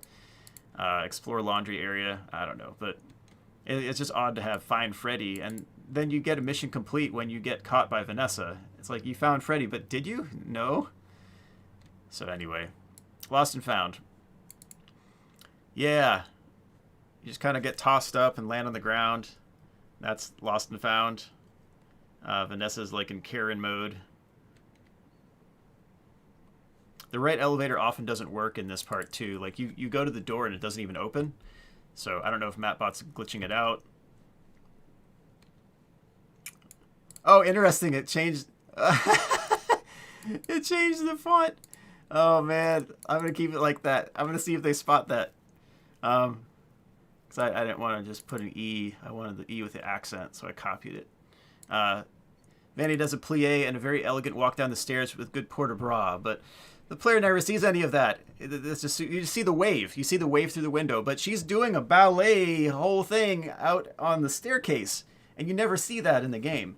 It's just very odd. And I don't know. They have so many good things in here, and they just didn't use them. I don't understand that one. I don't understand. Oh, did it say pi? Okay, no, yep. It's supposed to be plie, yeah. We used to host some ballet, some European ballet troupes. So that was an interesting few years. In general, that main elevator. Okay, that's just a silly idea. Like to turn you around instead of spend 30 seconds or more in the elevator waiting for it to load. Because I know it doesn't take that long. And box parkour, that one bag in the middle of nowhere is kind of like, well, why is it there? Why is that space entirely unused? Like, it's a huge spot, but you know, it's defunct. There's nothing to do there. What else? Staffbot radius, yes, I'm pretty sure y'all would agree with this, that it's sometimes annoying at points, sometimes seems unrealistic at points. Even after you get the hoodie, I'm not even sure the hoodie increases your cloaking, because I get spotted in silly times, even with the hoodie. You wish they could reveal unused content like deleted scenes? Yeah. I guess like people have already data mined it. Let's see. Yeah, the trailer in the Dark Neon. We were talking about the ballet walk. So she does a plie in the 5th position, and then kind of like, I think she does some presentation, and then comes closer, and then just graceful like gallop, and then some more technique, and then it's like, okay, well this is, but she's gonna attack you, and yeah, but it never happens in the actual game. Yeah. It was just there for the trailer, I guess.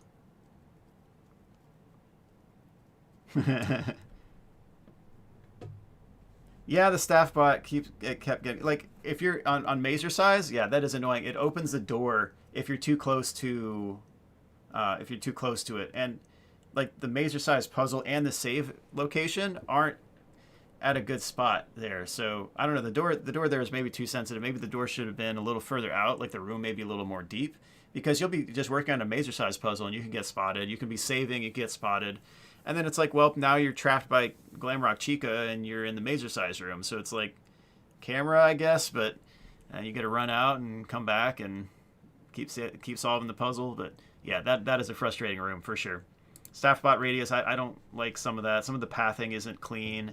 That should really be improved. And if the hoodie doesn't increase your cloaking, then I really think it should. So, You kind of wish they added a cinematic for the Save Vanny ending to leave more speculation for the canon ending. Yeah, I wish that were an animation. What's up, Hydra King? And yeah, that would be really cool. Like all the storyboarding, I do mention this later, but I really think that those should have been animations. I think those were intended to be animations as well. Say sheesh if you're a Chad. Yeah, the save spot should be like the charging stations shielded from the open world. Yeah, I would agree. I would agree.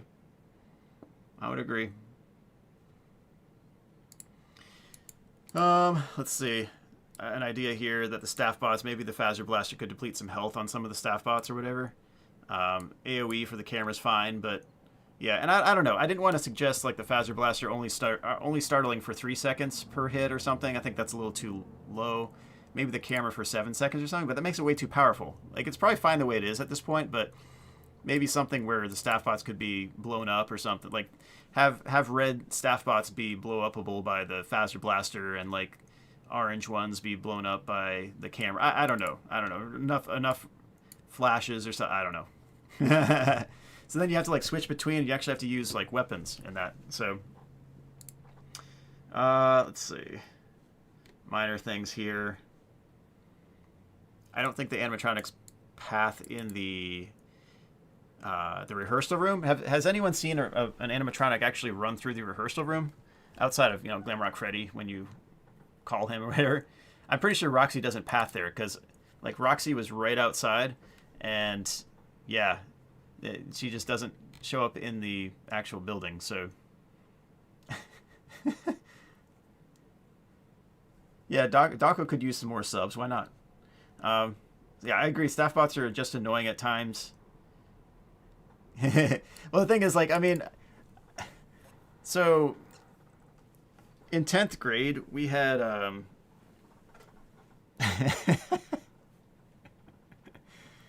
we had a teacher who she liked creative work, but she didn't vet the creativity. So one of my friends wrote about cheese and wrote like a 4-page thing about cheese, and that was it.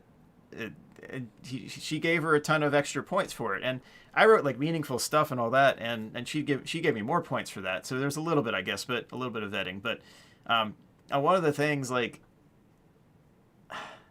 someone put like 72 size font and just typed a few words, and it was it might have been higher than 72 font, but there were only like a few letters per page, and they sent that in, and it was like a 20-page thing with like one sentence or something, and she gave it like extra points, and we were like, what? So that's why I'm like size 11 single space as opposed to size whatever the heck it was. That was insane. So I don't know. That's what I think back to. It's a lot of content, basically, is what I'm saying. Just yeah. Anyway, lift controls in the backstage area. Sometimes the monitors don't load in if your voice is off. And sometimes Monty and Roxy don't even bang on the door. Sometimes a door button will open the vents or the doorways where Roxy and Monty are supposed to be attacking you. But at least now it doesn't increment your security level indefinitely. So that's really about it. Props to that guy for cheating the system. I mean, I guess. Oh man. So what else? That was that class with those extra journals. I got a 105 out of 15 in my journal for that for that quarter, and that was like the worst quarter I had out of anything, and the 105 out of 15 pulled me up to like a 108 average for that quarter, and I'm like, all right, cool. Like I didn't think I'd get more than what was it? No, she capped it. I got a 105 out of 15, but she only gave a max of 45 out of 15. So it was a 300 for my journal average, and that pulled me up to like a 108 average or something like that. It was something ridiculous. So I don't even know. I like those types of teachers to a degree, but sometimes you just kind of like, it's just eyebrow raising and sometimes. Would you rather fight Dawko in real life or Mr. Beast in real life boxing match? Neither? Oh my goodness. Yeah, you can try it. See if you can lead Roxy into that room during that the hallway thing. Just get spotted by the last staff bot and then just kind of run in and see if Roxy follows you. Because I've never been followed by Roxy, and I've had a few close calls. I'm pretty sure it's just a quiet room. I could be wrong though. Let's see. Why? Why would I? I'm not a boxing type dude. Okay, so sound booth mission. Roxy can sometimes, if Roxy chases you up one flight of the escalator, if you get spotted by a staff bot, sometimes Chica will disappear and Roxy will teleport behind you. And then Roxy will be there to chase you, but Chica will be gone. And then, regardless, if you have Chica or Roxy there and you put the disc in fully, then a few seconds later, Chica will teleport down to the middle floor, like right where the escalator is. Then when you just run down the escalator, then Chica teleports a floor down to the base level of the atrium. And it's just kind of like, well, why did she just did a double teleport? What is up with her? And at the same time, like, it's, yeah. You're doing your job for free. What a legend. Yeah, I'm trying to help out. The series has been an interesting part for these last few years for me. So yeah, that's I'm kind of fine with that.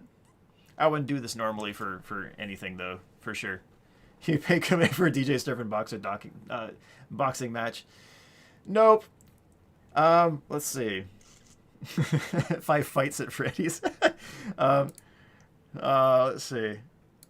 Yeah, I think Raz would be like Raz and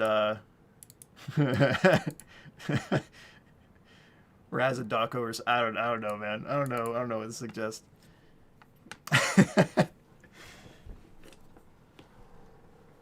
Roxy has run into the room for me a couple of times after I removed her eyes. In the rehearsal room? If so, interesting. Yeah, tragically QA doesn't get paid much anyhow, despite how pivotal they are to the industry. Since I'm an exceptional case at my job, but if I found a job anywhere else, I'm sure I would take a major pay cut. So that's one thing. Yeah, QA usually is not on the same pay scale, but my manager died back in I think 2015, and I took on the QA interim manager role, and they wouldn't let me jump. What was it? 3 levels, I think. You can only jump 1 level a year, but I got a really beefy raise for all that I contributed there, and so because of that, that was why I'm such high on the pay scale right now. So I'm principal level, like I'm at the top possible tier, so I can't actually advance anymore unless I go management route. But at the same time, I made a good level compared to the other managers. I won't say whether I made more than my manager when he was here, the prior manager. I don't know about the current one, but anyway. They took good care of me for doing some good work. So, but it wasn't because of the QA mostly. It was more because I filled in and pinch hit during a really, heavy time. Did I watch Daco beat 50-20? Yeah, I was on stream congratulating him. I was talking to him every night and giving him tips on what to do because I was trying to get him through it. Yes. So it's like I go to work and then I train for running because I had a running series that I was trying to win, and then it's like, okay, well, let me watch some of the review with Daco, and then it was like, hey, here, Daco, try this.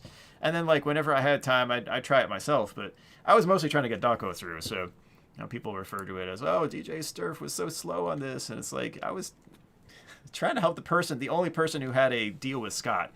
So, anyway. You can watch that 9-hour video. I go through all of that, so, anyway.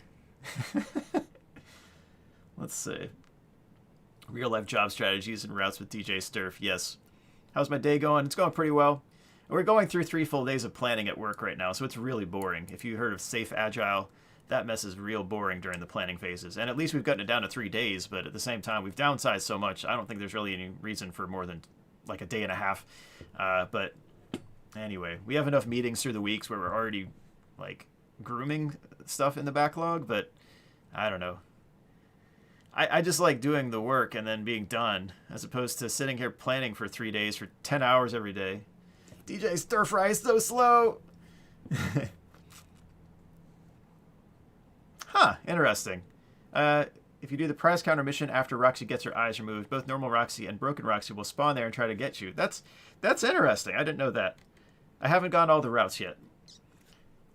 Did I see DJ Sturf beat 50-20? Did you see the no death coin, or did you see the 32% power remaining? I can get that power percentage up. I need to go back to that at some point, but I'm happy with it for now. You see the green runs, the 2020 green runs? Everyone's watching my like old strategy videos where I don't have it completely optimized, and I'm just like, well, I'll probably just put together one with all the 2020 green runs. So, did I hear about the Kronos stuff, the cyber attack? No, I did not.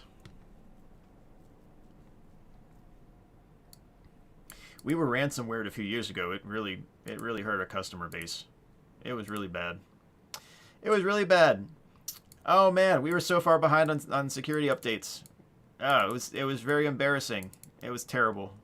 And it's like you're part of the company, but you weren't part of that department, but you're still affected and you're still part of the company. You know what I mean? So, yeah, Shooter 25 got yeah, it was Death Coin the Marionette. That's the route to go if you really want the ultimate power.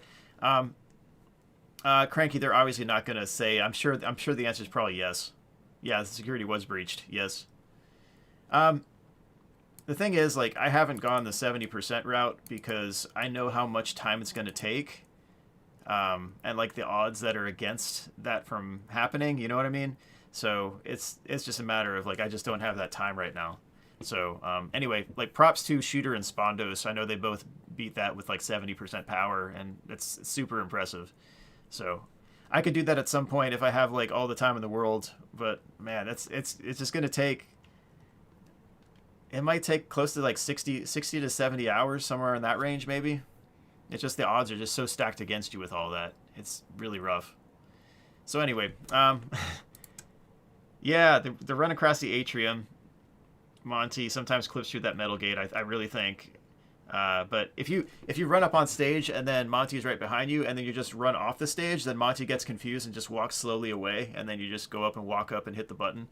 But the badge button stands. The hitbox needs to be much wider. It's true for everything, I think, with those stations, with the endo and with that stage button hit and all that. And the one on the main stage does seem to be randomly enabled and disabled. So like you get an upgrade and you go back and you can't even go down even though the stage is up, and like it should be able to go down. So I don't know, maybe I'm missing something if I need to have Freddy on the stage too, but yeah, it's kind of a weird thing there. So, and it's not communicated to you if you need Freddy up there that you need Freddy up there to use that elevator. I don't think that's it though, because I've gone on the lower level and wanted to go up with Freddy and just nothing happened. So I haven't seen any of Astral's runs, but I know he's more on the speedrunning side. But I know he did the like walking only or whatever.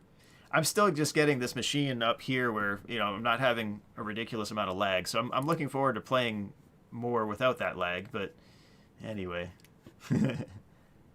different skill set basically. Like he's more on the speedrunning side, and I'm just trying to go from the QA route and try to fix stuff. Let's see, what else? Moon spawn location. Sometimes moon spawns right in front of you as you're running toward that charger, and then it results in a jump scare. Yeah. Let's see.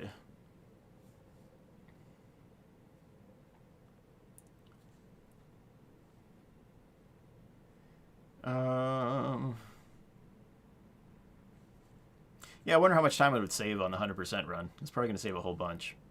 Save a lot of frustration and eye strain too, hopefully. Because like with all the lag, like my eyes would be expecting it to move, and then it's just like your eyes just it gives you eye strain. Let's see, the endo run. I didn't know that you didn't have to double back, but I suggest here maybe there could be a boss run or like a different segment that you could play through or whatever. You have to double back through the endos, because I always ran back like through them, and you'd have to like stop at the corner, wait for your run to recharge, and then you'd run back through, and then they'd be chasing you the same direction you're running. And yeah, then you got to go in the corner, look diagonally, wait for your run to recharge, and then you go out. But it can be a pain sometimes. So yeah, you just kind of back out and peace out. You're like, peace, and you just back away, and there's a door there. I didn't know that. But anyway.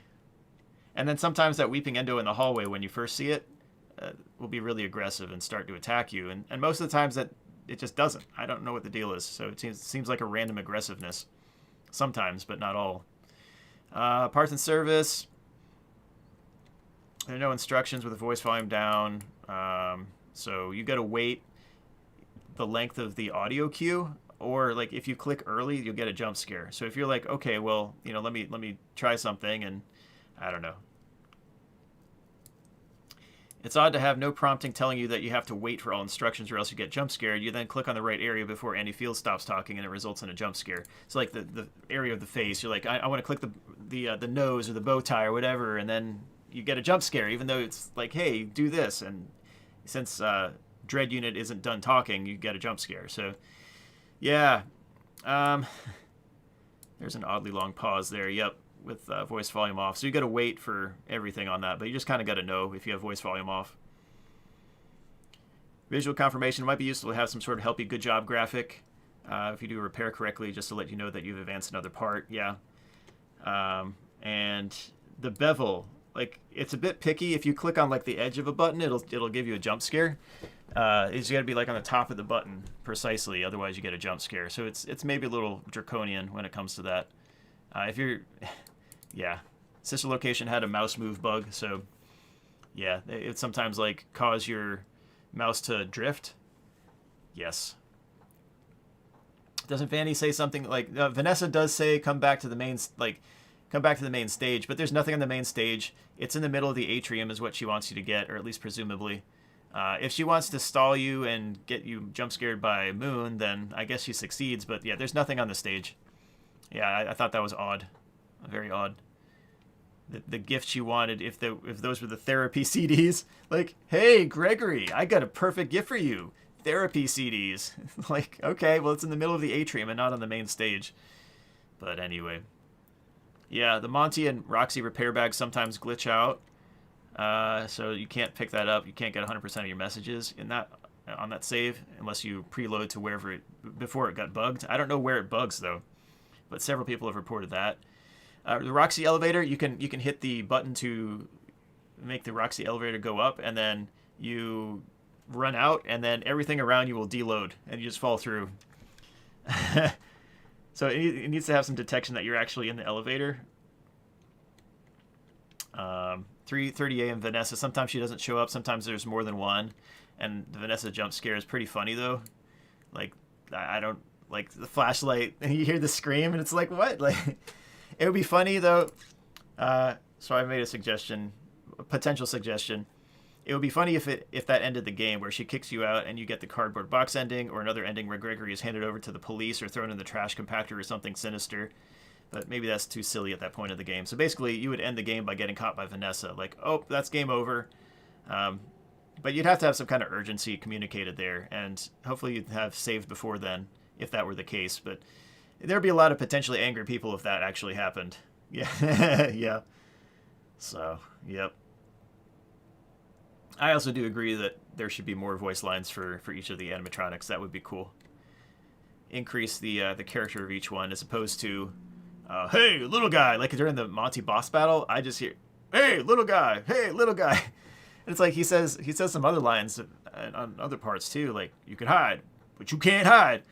And stuff like that. But I just hear, hey, little guy, the entire Monty boss battle. It's the hey, little guy battle. This one right here, the hallway with Freddy and friends, Freddy and Bonnie, that one. The charging station can soft lock you here. So 3:30 a.m., you're not supposed to be able to enter, like, stomachache Freddy. But, yeah, you can jump in that charging station. You'll enter Freddy, but you have no option to exit Freddy. So you get soft locked. All right, and then you have to load a previous save. Speaking of lost and found, 2 a.m. you can time warp back at some points to 2 a.m. And it's not the entire time, because you can go back to the lost and found really late in the night, and it won't do this. But you can time warp back to 2 a.m. that way. L-chip cleaning bot. Sometimes it'll be like just be going against the door and just be like flipping over on itself. It's just very odd to see. I don't know. It's a little weird. The Superstar Arcade security office. If you go at 2:47 with the voice on, and you just hop out in the hallway, and you get there to get the animatronic's attention, you'll probably hear Roxy say, "I'm the best," and Monty saying something, and close the door, and they will run toward the door. They might glitch through the door a little bit, but then they just stay there the entire time. They will not chase you around. They're just stuck there, and that's it. And also the mission never fires regardless of whether you do that or whether you actually play through and save power. It's just one of those things, you know. Superstar Arcade in general, it's just a lot of unused potential. It's this huge, beautiful arcade, and you can't really do anything in it outside of just avoid staff bots. Instead of playing a lot of the arcade games, or I don't know, like there could be something with, you know, get this name of this arcade cabinet. It's like, this is a blue arcade cabinet. We need the name of it, and you got to like go through and select which one it is. And if you choose the right one out of like 10 or something, then you'll go to the next part, or you'll unlock something. I don't know, but it's just a lot of unused potential in the arcades. Voice volume off, soft locked after getting Chica's party pass. Yeah, it won't go beyond 3:55 or 3:56 a.m. in that case. So, yeah, if you have the voice volume on, Freddy will say a line and it'll change the time to 4 a.m. and then everything advances normally. I haven't been soft locked after that point. I think that's with that exception.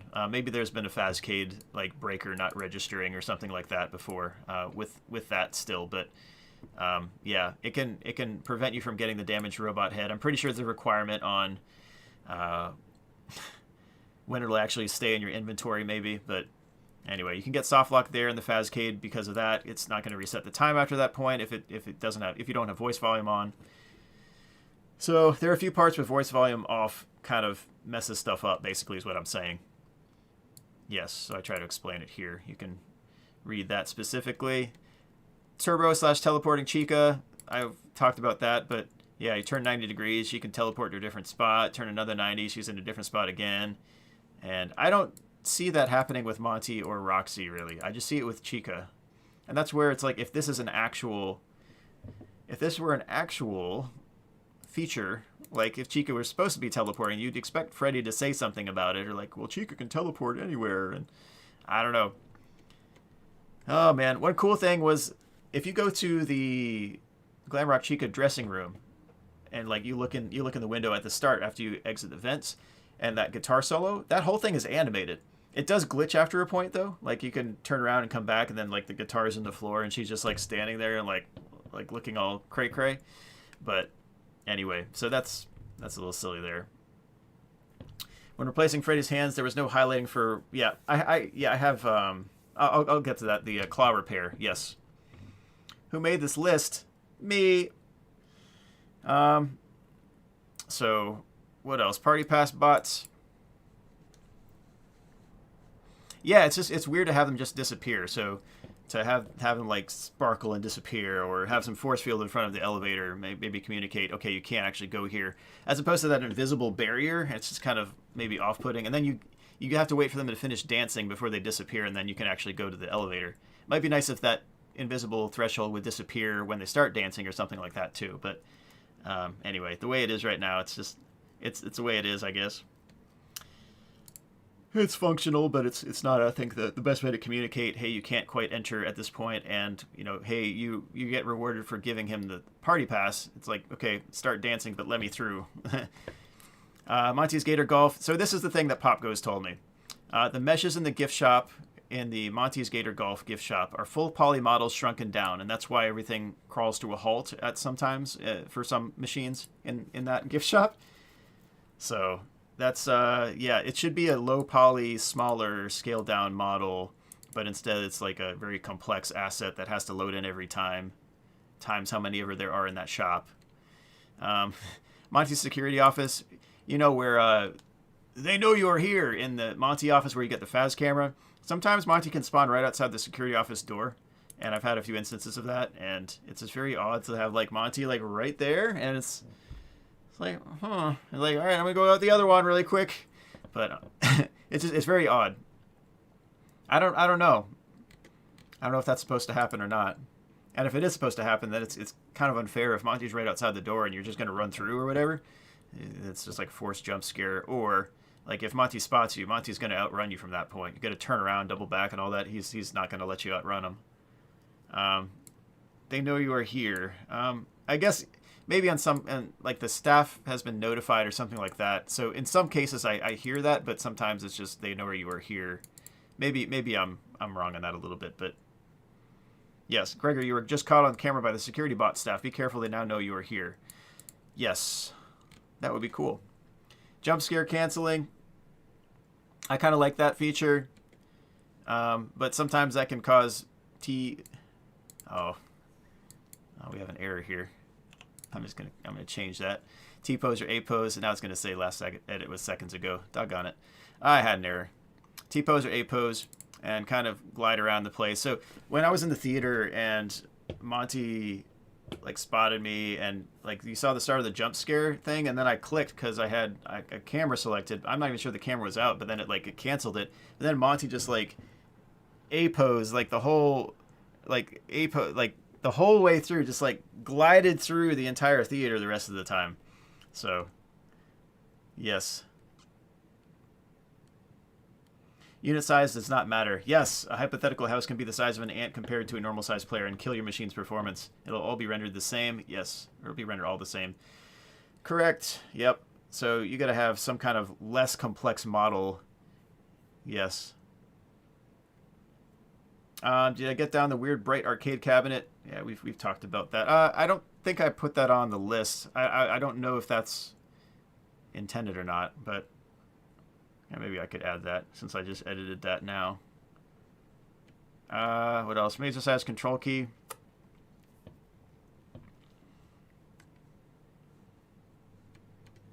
Mini Fazcade. You can clip through the wall of the mini Fazcade near the daycare. Sometimes the doors open in your face, so you're walking and then you just be like doors in face. Sometimes the chain doors, the scream doors near that secret retro CD player room, yeah, it'll open like right at you. So it's just a little odd, kind of forced open in your face, as opposed to like, you're going this way, open in front. Push instead of pull basically, but don't pull through yourself. Mazercise should have a better explanation. Yeah, I mentioned here. So if you load a game at the Mazercise save location, the monitor stays on static the entire time, so you can't even use that. You have to use the cameras on the watch if you want to use that. But Freddy doesn't tell you about the control panel until you've already gotten halfway through the vent path to the Monty boss battle. If you solve the puzzle without, I don't know. I don't know what causes that delay, but I've had several times now that I'd solve the puzzle and then halfway through the vent, he's like, "Oh, there's a control panel here for the Mazercise puzzle." But the Mazercise buttons need some kind of different color highlight or a different color circle around the exact button. So I've been in front of button 3 top, and it's like press button, and I press the button, and then I see 4 bottom fire, and it's just like, or like I want to hit top 4 and bottom 5 registers, and it's just like, no, that's not the one I wanted, and it's like, I don't know which one I have to undo. I don't know.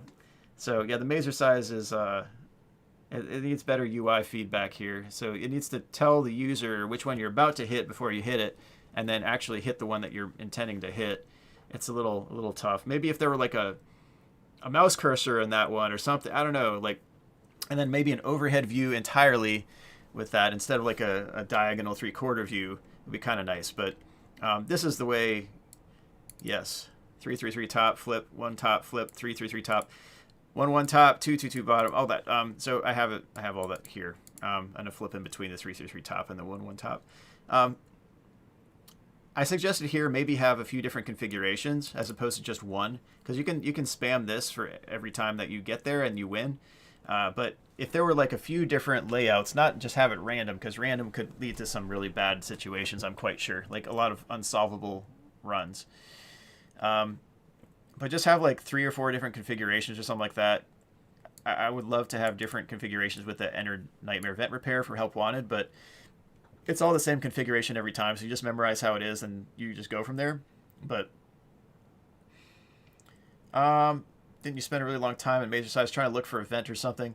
Yeah, I tried to look for the vent in particular. I actually solved the puzzle part of it pretty quickly, but yeah. When was the last time a FNaF jump scare got you? Thanks for the $2 donation, tossing out L's. There were some in this game that were surprising, maybe. Probably the biggest one was in Help Wanted with Bonnie on FNaF 1.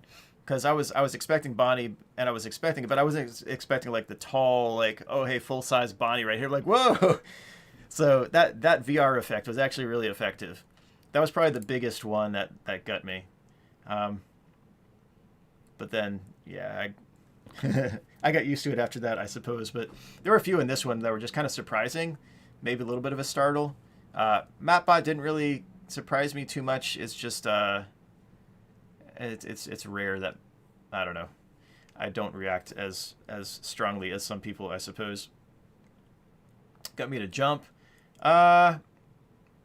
I backed away, I think, a little bit because I was in VR or whatever. It's different in VR, I think. It's a little bit different. You found an invisible wall on one of the mazercise tiles. Huh.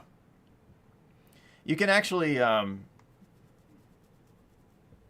you can glitch through one of the walls. I don't know if that's fixed or not by now, but you can just like duck around one of the walls and get through the vent. So yeah, there are ways to skip that as well. That wouldn't be in the no major skips category though. But if you want to do a fetch quest to get the mazercise control key as opposed to going to the theater right off, like you have to have prior knowledge about this being in the theater if you want to avoid a fetch quest, because it's annoying because you got to go all the way up and then you got to go all the way out to the elevator to the complete opposite corner to get this control key at like the complete opposite corner, and then you got to run back to mazercise. So it just gets annoying. It's a fetch quest. So if you know beforehand, you just got to go to the theater. You can do that. You can save a lot of time. But it's frustrating the first time through because it's like, okay, I got to go all the way across to the theater, all the way across. So anyway, Monty boss battle I really liked. Sometimes one of the gator rides stops while others keep going and they run through that.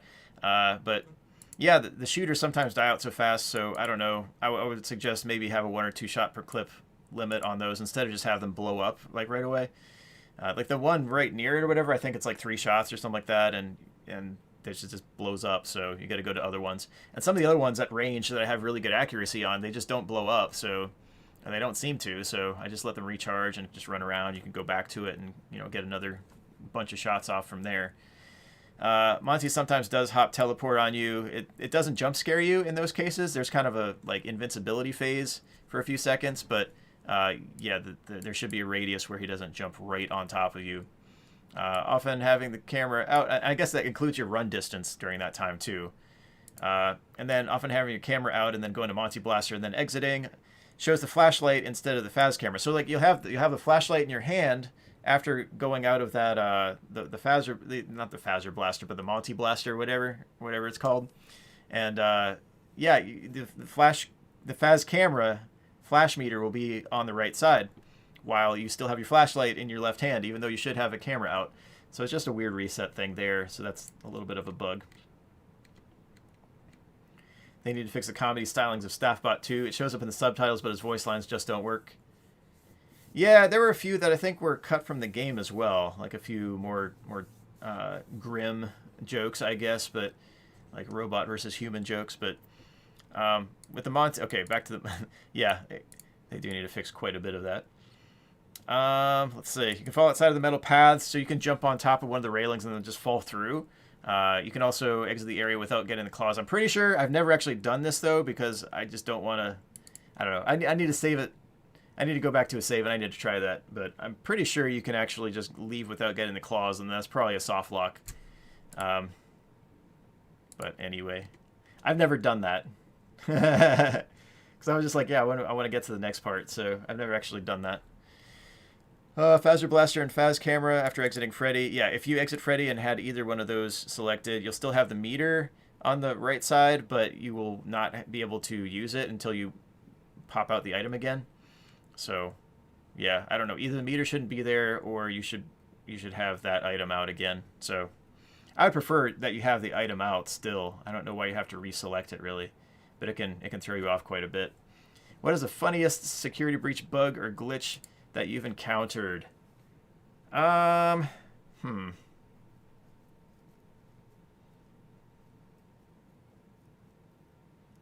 Maybe the craziest one that I got through was the teleporting Chica in that loading dock area, where it was like Turbo Chica. But yeah, I haven't put the soft locks all in the same list, but I've put like the hint, so if they need to search for it, they can search for it. What would the funniest one be though? Maybe the most annoying one would be getting soft locked early on by the daycare attendant, just being hugged infinitely, and then being like, well, what do I do? Just kind of being dumbfounded, like, wait a minute, why am I stuck forever?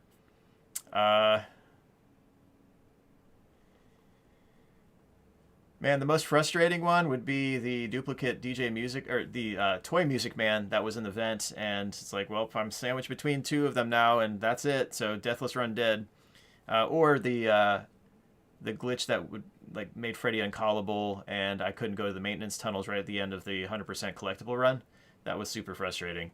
So yeah, probably the A posing Monty. That would probably be the funniest one, because I was not expecting a jump scare cancel, and then all of a sudden Monty going around as, you know, as just a mesh basically, and not even animating after that point. That was pretty crazy. Yeah. The coolest glitch was the 515 robot head, because I was like, I wonder if this will work and I can save, and then it's like, oh, it works. That was pretty great. Who do you think has the most polished AI in the game?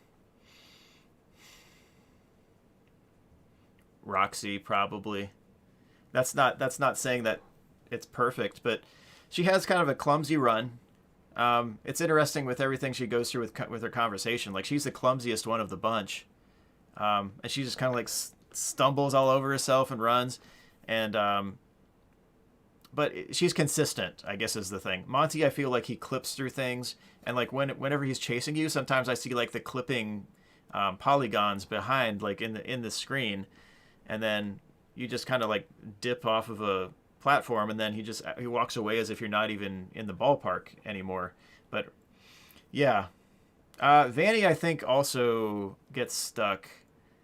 So I don't know. I think Vanny gets stuck on the top floor when it's like gated off, and so you see like a Vanny warning and all that. So I think Vanny's is not all the way there, and also she's doing like ballet moves all over the place when you're not seeing her, and you just see the wave and all that. But she was doing an entire performance for you, but you never see it.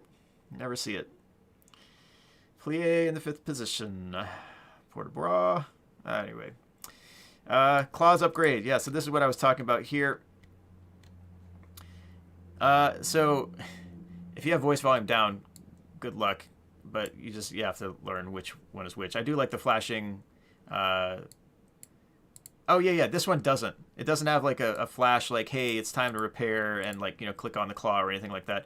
Simon's are fine, but after disconnecting the wires, you have to click Freddy's claw area with no instructions to do so. It then hints at clicking again to insert the new claw into forearm casing, but if you do this, you get a jump scare.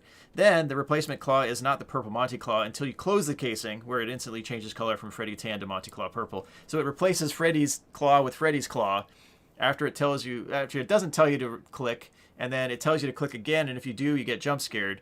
And then at the end, it actually just instantly changes to the Monty Claw purple. That's got to be a bug. You can see her do the dance move in the cameras, though. Interesting. Yeah.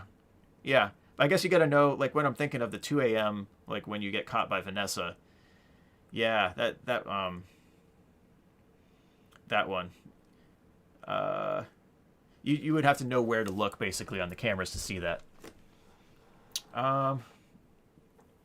It also kind of looks funny when you hit her with a phaser blaster, and then she runs like this at you or whatever. It's just kind of like, okay, so that one's a little weird maybe, but parts and service.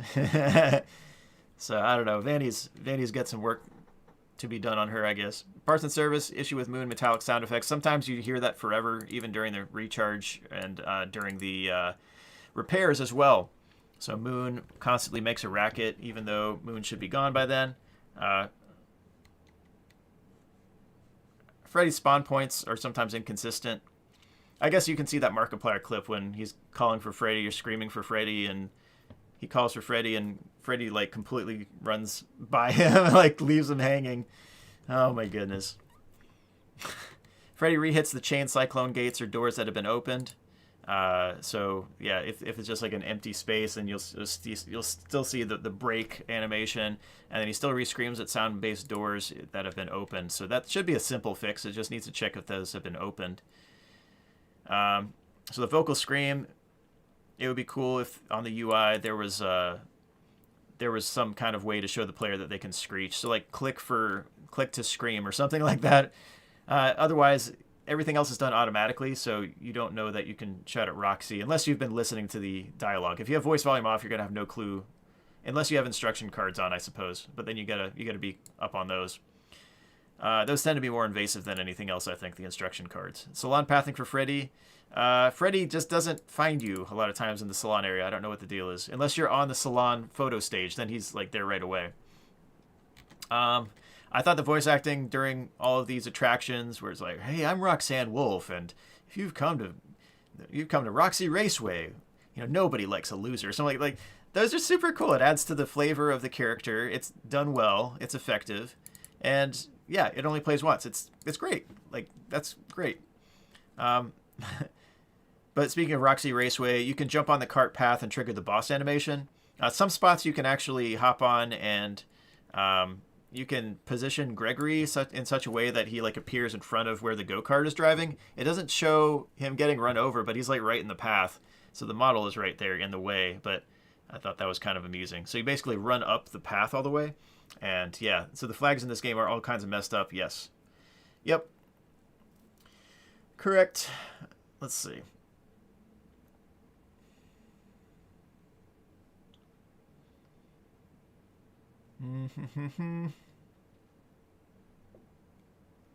Shadow Dread unit. Yep. Yeah, because you just can't really... Yeah. You get a long space where Dread unit is talking, but you have the voice volume down, and it just waits that length of time before you can actually do anything. Otherwise, you get a jump scare. And it's just kind of odd. Let's see. Okay. But yeah, you can jump on the track. Sometimes it'll teleport you down, sometimes it won't. And yeah, yeah.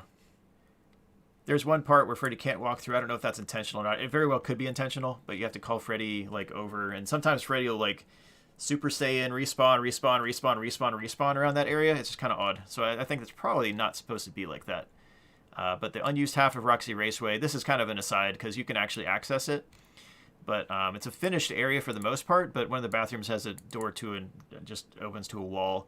You can see through it from one side, but you can't actually go through it, and you can't see through it on the other side, so it's just like a 1 pixel wide wall or something. And you can also jump on some of the rocks there. It's a hoodoo formation, which are like those scalloped potato type stacks of rocks, you know what I mean? And you can jump on one of those and you can clip through the wall, and it lets you land right in that elevator area where you go down to the Afton area.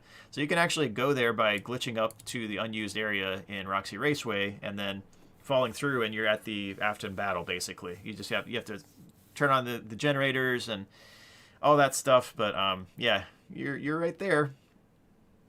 And they have a lot of cool stuff in that unused area too. I don't know. It'd be cool if that Fizzy Faz vending machine, they got 7 of them up there, I think. So those colors could be used in a certain sequence or something, in another puzzle, or I don't know. But go-karting and Roxy clipping. Yes, okay, this is random. But yeah, if there's a patch layer that would allow for a go-kart game, that would be awesome. Tons of potential there. If you do actually try to hide, Roxy often clips through the hiding spots with her arm. So that's... yeah. What does turning on the generators do in the Afton area? That's a good question. Does it power the place, I guess? I don't know. I haven't tried actually not turning on the generators. I don't think. But I mean, one of them is inside too, so I don't know. Freddy discovered an Ant-Man suit.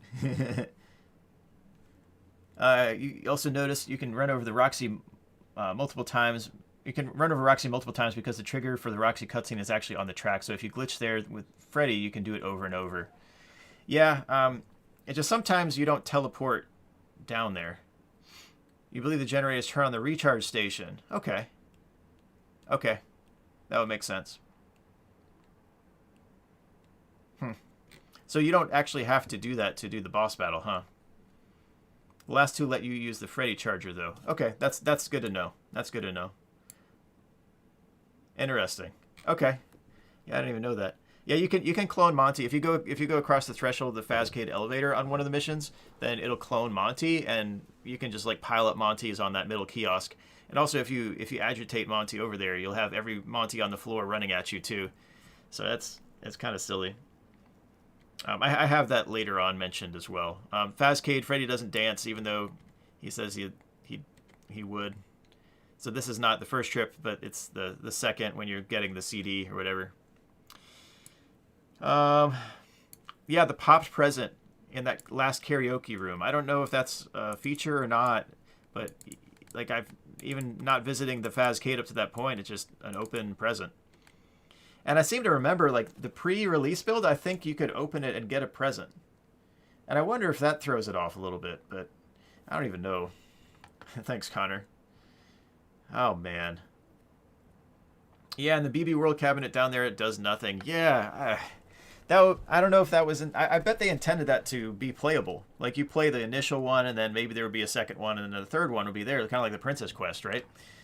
But... yeah, the second one does nothing, at least as far as we know. I think at this point it doesn't do anything, for sure, but hopefully it'll be added if it was meant to be added initially.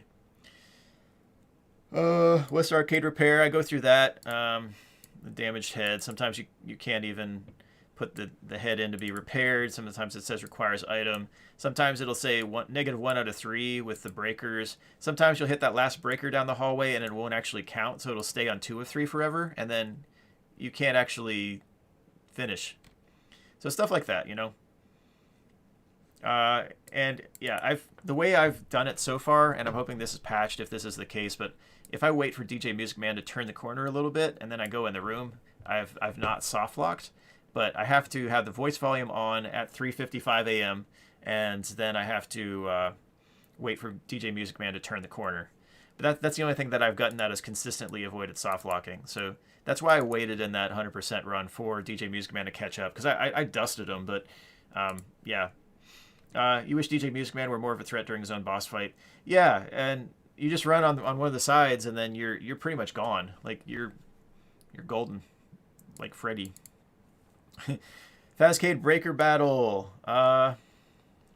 Let's see, Breaker Battle. The boss, yeah, up to the boss, I guess. Yeah, the second and third breakers both play the cleaning staff bot alert noises. I'm wondering if something's being triggered through a wall or something. I don't know if that's part of the sound effect. I don't think it's supposed to make a noise like that. But yeah. The game also says that Freddy is only available at the start of every hour, which is not true. Yeah. Yeah. And also that one station, even if that were true, yeah, that would be that would be a soft lock potential there. Let's see. Also, when you ever use other languages, it doesn't fit into some boxes. At the repair room with the computer, the text is bigger than the box. Huh. Okay, so some scaling issues there, too. That's interesting. That's good to know. That's good to know. Huh.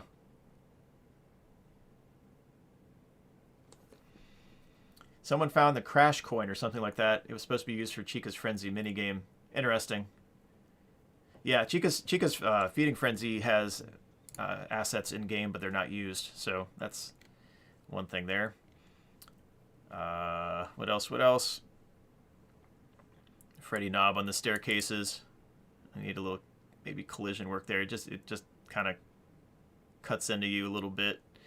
Maybe it's intended to do that, but it's certainly frustrating. Flashing Glamrock Chica will end up with a Monty in pain noise. Yes. Okay, I mentioned the duplicate Toy Music Man, but if you're in the Fazk and you're walking, then yeah, I can agree with that some too, the localization. So it does take some work. But there aren't that many lines of dialogue, so it would be worth going through and testing that. You can hear Glitch Toy Music Man if he's bugged on the side of a vent near the Salads and Sides area, and you hear that in the Fazcade. It's very loud. Roxy Battle. Sometimes she's crip walking. I don't know why, but if I go to the paint can distraction after she goes to the first door, that tends to happen, and it takes forever for her to get to where she needs to be before she jumps through the last door. and then she'll just do some more West Coast dancing, I guess. After that point, it just takes forever, but normally it's fine.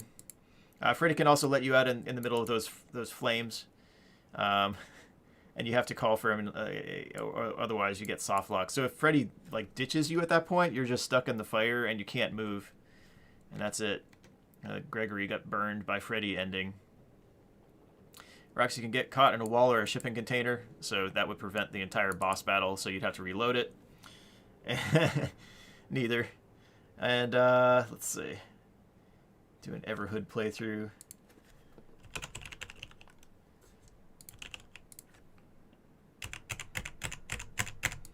Okay, keyboard. Hold up.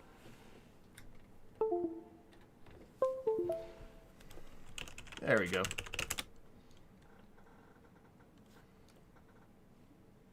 One of the characters looks like Anim Dude. I haven't really looked much at this, though. I don't know. I got to get some good runs on this game first, at the very least. So that's the thing for now.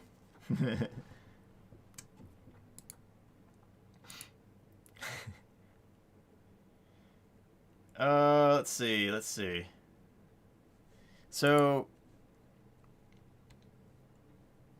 post-boss battles, yeah, the main stage, the badge button is sometimes disabled, so you can't go down to the parts and service. So you got to go down through Roxy's elevator. It's more consistent. Ocular upgrade. Prompting is really good on this one. I like that. Maybe a tiny bit of delay after pulling off the face, because you pull off the face and then it's like instant, like Simon. So you got to know that that's coming, otherwise you could miss one or two, or miss one probably. But it's a lot better. Everything's kind of in one area, so it's harder to miss because of that. And yes, okay. Maybe the staff bots at this point. Trip before 6 a.m. Hug the wall a bit too much. There we go. That's what I wanted to say. Reward. There's nothing on the main stage, as her dialogue suggests, with Vanessa saying, hey, big guy, or something, whatever she said.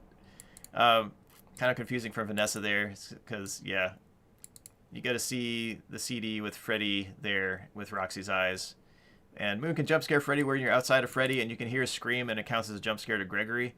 So at 1 a.m. and 6 a.m. that can happen. I think it happens before 6 a.m. though, so I want to say it happens at 1 a.m. potentially, but it's just a weird kind of jump scare. So yes, I have the message pinned with the link to the document as well. So after the med cutscene, if you cami clip, you can get out of Freddy after the med cutscene. The med cutscene.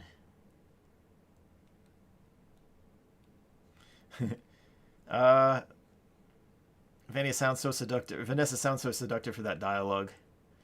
Yeah, maybe a little bit. Have some retro therapy CDs. Oh man. You get a mission when Moon jump scares you while on stage. The mission literally is to tell you that the doors are open, which is kind of useless. So yeah, the plan A. Yeah, that's going to be a bug there too. Yeah. With Vanessa at the start. The lost and found one? Let's see. Joy of Creation story mode. Yeah, I've heard good stuff about that. The CDs did get fixed, so they are not in glitched locations, correct? Yes. I think. Inventory menu, clothing section has nothing in it, so that's, yeah, they're all in the miscellaneous section, so I just look at that. The clothing section has nothing, even though you have clothes. Retro CDs. So I'm saying here, retro CDs, like you can pick up one and it'll show in the first slot, and you pick up another one and it's in like the fourth slot, and then the next one, like everything will condense and you have 1, 2, and 3 instead of 1 and 4. So it's just kind of like, I think they had an order to them initially, but after you pick up maybe 3, it just goes consecutively. Like you have 3 as opposed to you have 1 and 11 or whatever. So yeah, it's weird with the ordering on that. But if you look at that, I can see it a little more picky light, I guess. Yeah, Plan A is supposed to possibly trigger once you upgrade Freddy with Roxy's eyes. Yeah, possibly. Yep. Maybe Plan B was going to the stage with with Vanessa's suggestion. Maybe there was something that was just taken out. Maybe that was it. Maybe Vanessa was going to give you something like, hey, here's ice cream or something, and it's actually Circus Baby, and you get no, but like in Bonnie Bowl. But I don't even know. It is a little odd. But Plan A, I don't know what Plan B is. Plan B, get jump scared by the daycare attendant, by Moon. Oh boy. Okay. Duplicate items. You have the damaged head as well as the Mr. Hippo magnet, and you can have the same dialogue twice, which is kind of funny. But yes, it is over dramatic. Retro CDs. I like the positions of those. DJ Music Man will clone himself if you go down the stairs after revisiting the Fazcade, going for that CD though. So you have two DJ Music Man. One will be crawling through the wall, and one will be DJing over on the dance floor. That's very odd. Phaser Blast. Yeah, I don't like that cheapo staff bot camping the spawn right there. You go through the door and it's an instant like, oh hey, you're either hit or you just have to hit him real quick. Staff bots sometimes overlap each other. So if you destroy one and there's another one in the exact same spot simultaneously. So you hit, they're like two stacked up on the same pixel, and you hit one explodes, and then the other one is still there. And it's like, wait, what? Staff bots can shoot through doors, especially when you're getting that present. They can shoot through the doors, and if they just get it just right. Phaser Blaster, I don't like that you have to wait completely. I wish there were like an R for reload or something, and it might take a proportional amount of time to reload, just like, you know, normal. Hey Sturf, have you ever gotten pickles in Pizzeria Sim? Yes. Yeah, my 100% run through. Yes. It's not that hard to get that much money in all that. You buy everything. It's not too bad. Phaz Camera, Phaser Blaster, I'm kind of fine with, but I don't know. AoE on the Phaz Camera is really nice. Phaser Blaster, maybe make it a little more generous for the hitbox, I guess, but it at least adds some skills so you have more shots, but you get to hit a direct hit and you only affect one at a time.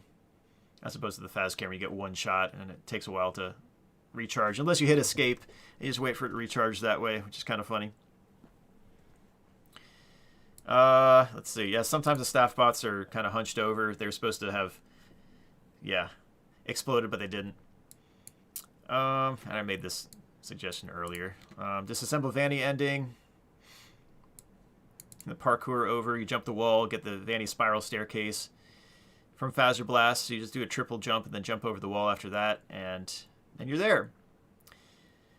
I do like the intro animation where she's like, disassemble Freddy, and like that, it's super smooth and it gets the point across. I wish Freddy had a Phaser Blaster himself. That would make more sense, but I don't know if Freddy's any good at that game. Maybe his robotic hands don't grab the Phaser Blaster well, but you'd think he'd have some kind of defense against that, against the staff bots, but apparently not.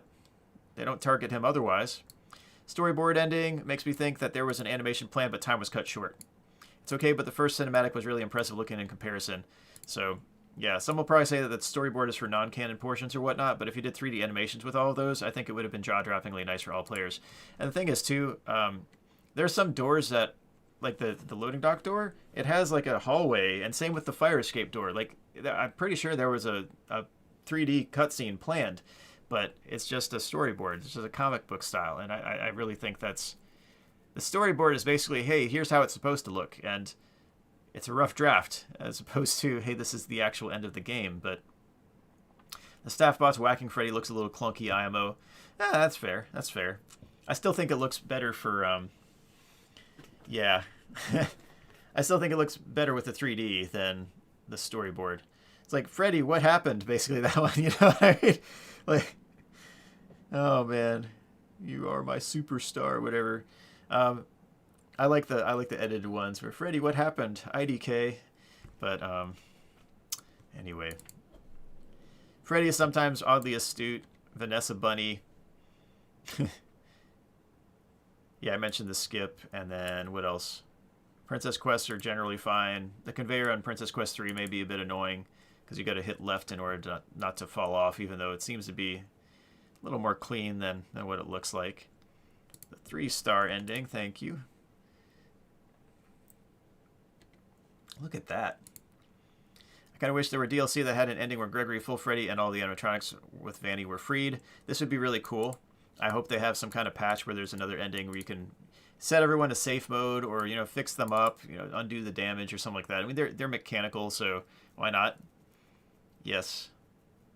Yeah, free DLC, giving all the endings as an animation, just a patch. That would be really cool. Or like, as they finish, that would be cool. Like, okay, the loading dock has an animated ending now or something, but that'd be kind of cool. But I would like a DLC where all of them were freed. But that's just, that might not be consistent with the story that is going to be told, I guess. Bonnie Bowl, you can glitch through the wall where that golden present is in the stairwell, and you just get to Vanny's bedroom that way. So my Bonnie Bowl run, I have one of those. You just kind of, you go through the door, you jump glitch through Freddy into that room. Yes. Yeah, Bonnie Bowl does have that. Does have the endos spawning, so they show up where the pins are, and then they'll start running at you, or they'll start like shuffling towards you, I guess, right? But it's a little annoying if you show up at 6 a.m. and that happens too. But if you're walking with Freddy, it's generally fine. I always just walk with Freddy and just don't risk anything there. There was a bowling game that was planned there, so a bowling mini game, but it was not included in this version. But it would be cool if that were patched in as well. It'd be super cool. Go to Bonnie Bowl and bowl, like that'd be cool. And yeah, more of the arcade games, all that would be neat. Go-karting, bowling. Gator Golf has 9 selected holes at this point, but 9 are unused right now. Bowling alley looks great otherwise. Elevator down the loading dock. Freddy sometimes disappears when going down the elevator, but if you see him light up really bright when the lights come on, then he'll be there. But sometimes he'll just pop out. I don't know. What else? Inconsistent cyclone gates. That's one thing. Chica Boss intro animation. I'm just going through. We only have a few more pages here, so. But Chica Boss intro animation. It's a really well done animation, except maybe the wear on Chica's face and all that will just like pop in, and it's just maybe a little bit jarring. So, what exactly am I doing? I don't even know.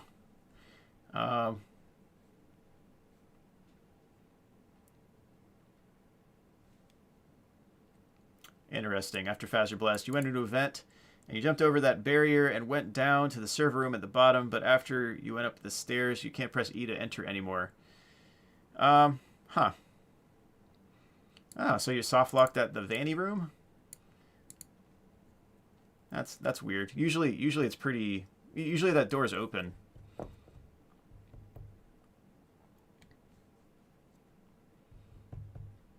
That's one crazy possible ending. Squishing Afton like a bug while riding DJ Music Man like a dragon. That would be pretty funny. Okay. Let's get the last few pages here. So I thought the Chica Boss intro animation where she gets pushed in and all that, it makes sense. It's a well done animation. I do like that the animatronics participate in the cinematics that they're involved in. That's really cool. So yeah, the Crush model, I think like it slides into place or whatever, and then you see after Gregory stops dabbing, there's like a switcheroo that's done, and then you see that. But if you have a third-person view, you can see the slide-in take place. It's really well done. Very creative. Chica Boss battles, generally well done.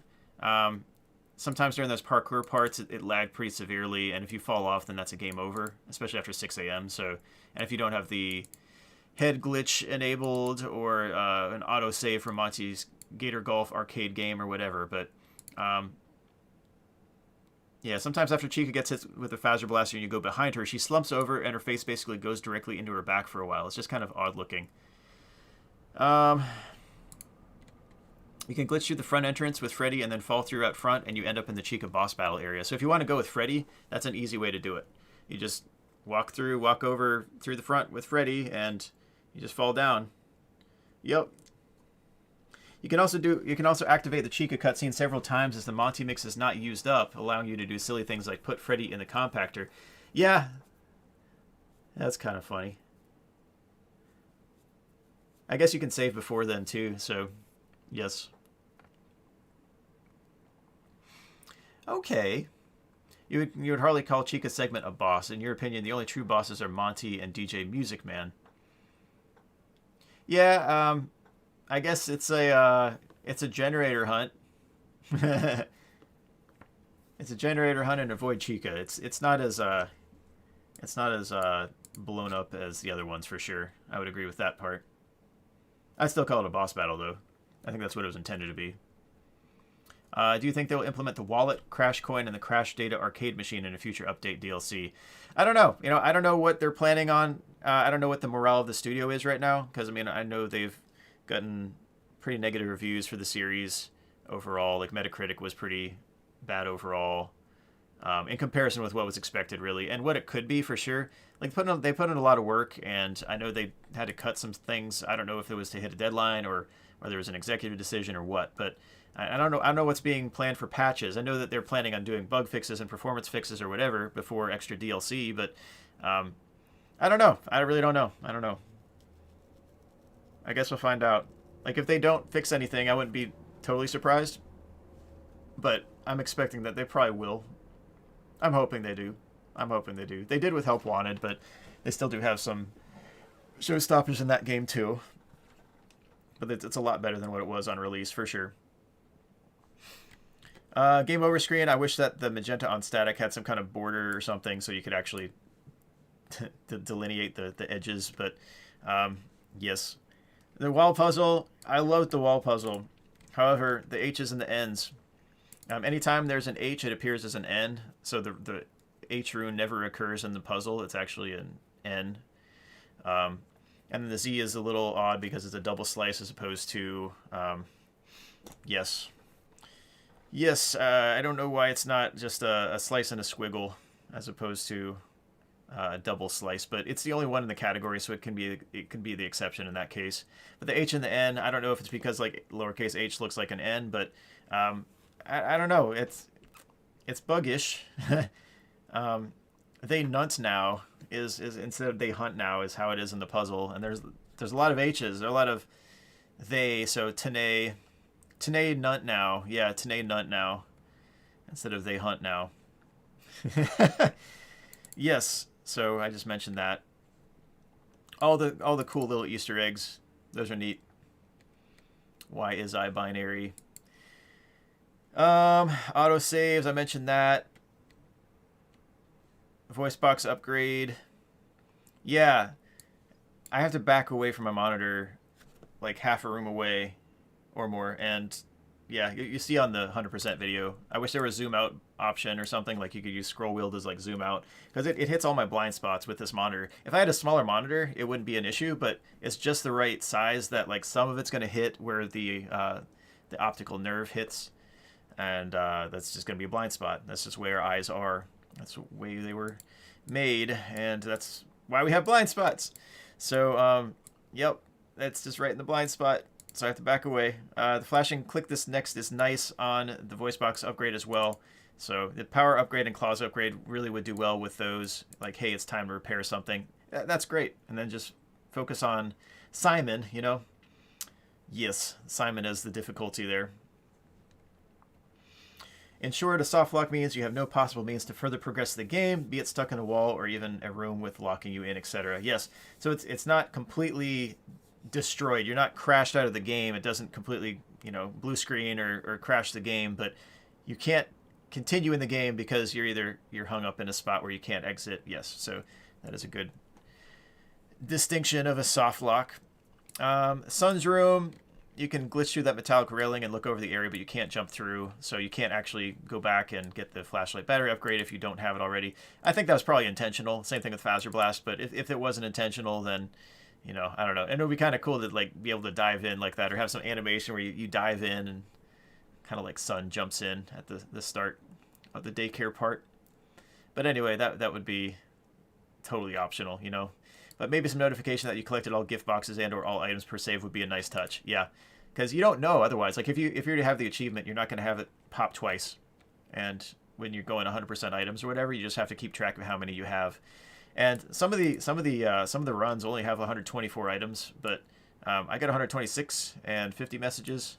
So I don't know. It would be nice to have that pop up like, hey, 100%, you're done, all that. Cool. All right. Easy to verify. But anyway, the all achievement does not pop. So I've had 20 out of 29 since the patch came out that allowed the lost and found bag. But anyway, the non-it 28 achievements one is bugged. So I don't know. I don't know what the deal is there. So do you want to program for Uru Live? Man, how do you know about Uru Live? Mist Online, Uru Live, MOUL. Man, I was involved in that since Game Tap. Sheesh. It's been a long time since I played any of the Mists though. But yeah, I loved Abduction. I'm in on the Kickstarter for Firmament, so I'm waiting on that. But it's been years. I think it's been 2 years. I think maybe more. You kind of get the out of order doors, but did anyone figure out the banned doors?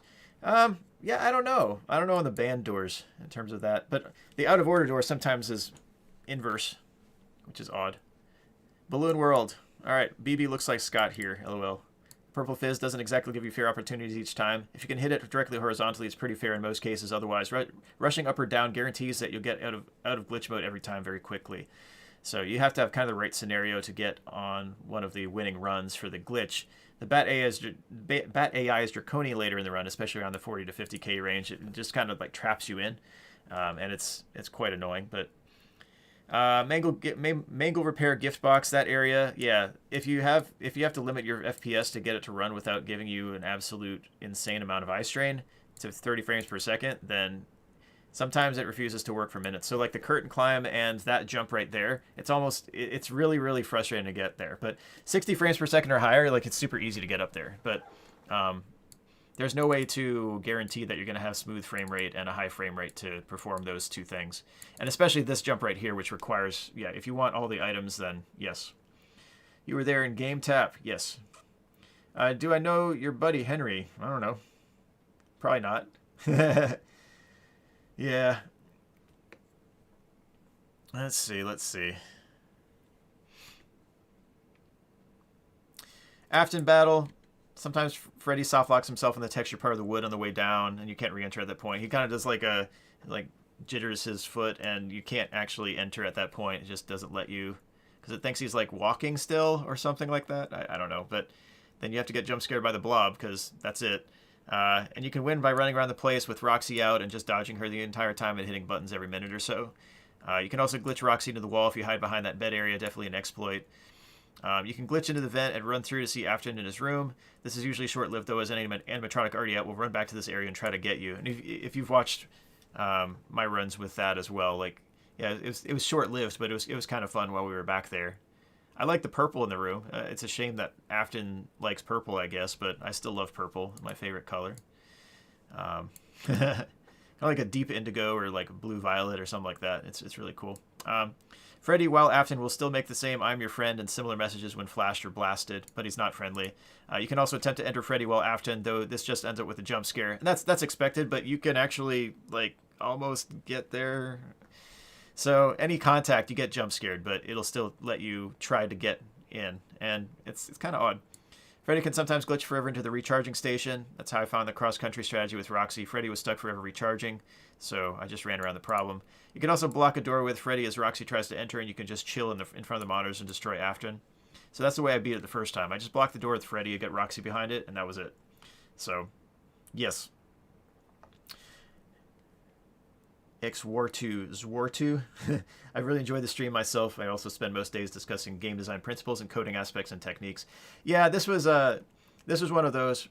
I have planning all day tomorrow, so I just sit in meetings all day. 7 to 5 tomorrow, and then and then I'm done with that part. And then we have the last day on Friday. So, but anyway, I really do hope they take these things and are helped by it. You know what I mean? Yeah, and it helped some with Help Wanted when I gave them feedback, and I'm hoping they do fix this up. But yeah, thank you. It's good to have someone with that knowledge as well. You made some really astute observations and suggestions there too, so I can tell you do that professionally. The rubble in the corners of the mangle room can force you through the floor. Huh. Okay. That's interesting there too. I've gotten soft locked in that room as well, in the mangle room. Any programmers in this chat look at Uru Live. Animatronic room elevators break your camera rotation on the X roll if you're looking at the floor while it loads. Room elevators.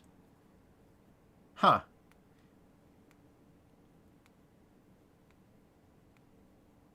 Interesting. Okay, we're almost done. We got like 2 more full pages of stuff, I think. Right, and then like the ending. But after an ending, yes. I thought it was really short. But it was cool while it lasted. Like it's fine, but the storyboard last clip is fine. Just I expected maybe a little bit more. I don't know. Maybe it was supposed to be left mysterious, but remember, yeah, sister location 1020 mode. As long as you, what was it? You had the cutscene set to 9, I think, or so. It was something like you set the cutscene variable up, and then yes, you can see that long father. That one, that cutscene. It's very long. I was expecting something like that. Yeah, Myst Online Uru Live is a lot of fun. They had some team puzzles on that. Like you remember Myst, the game, but there were other games in the series. Uru was more of a free roam type puzzle. You had Yisha as the main, and yes.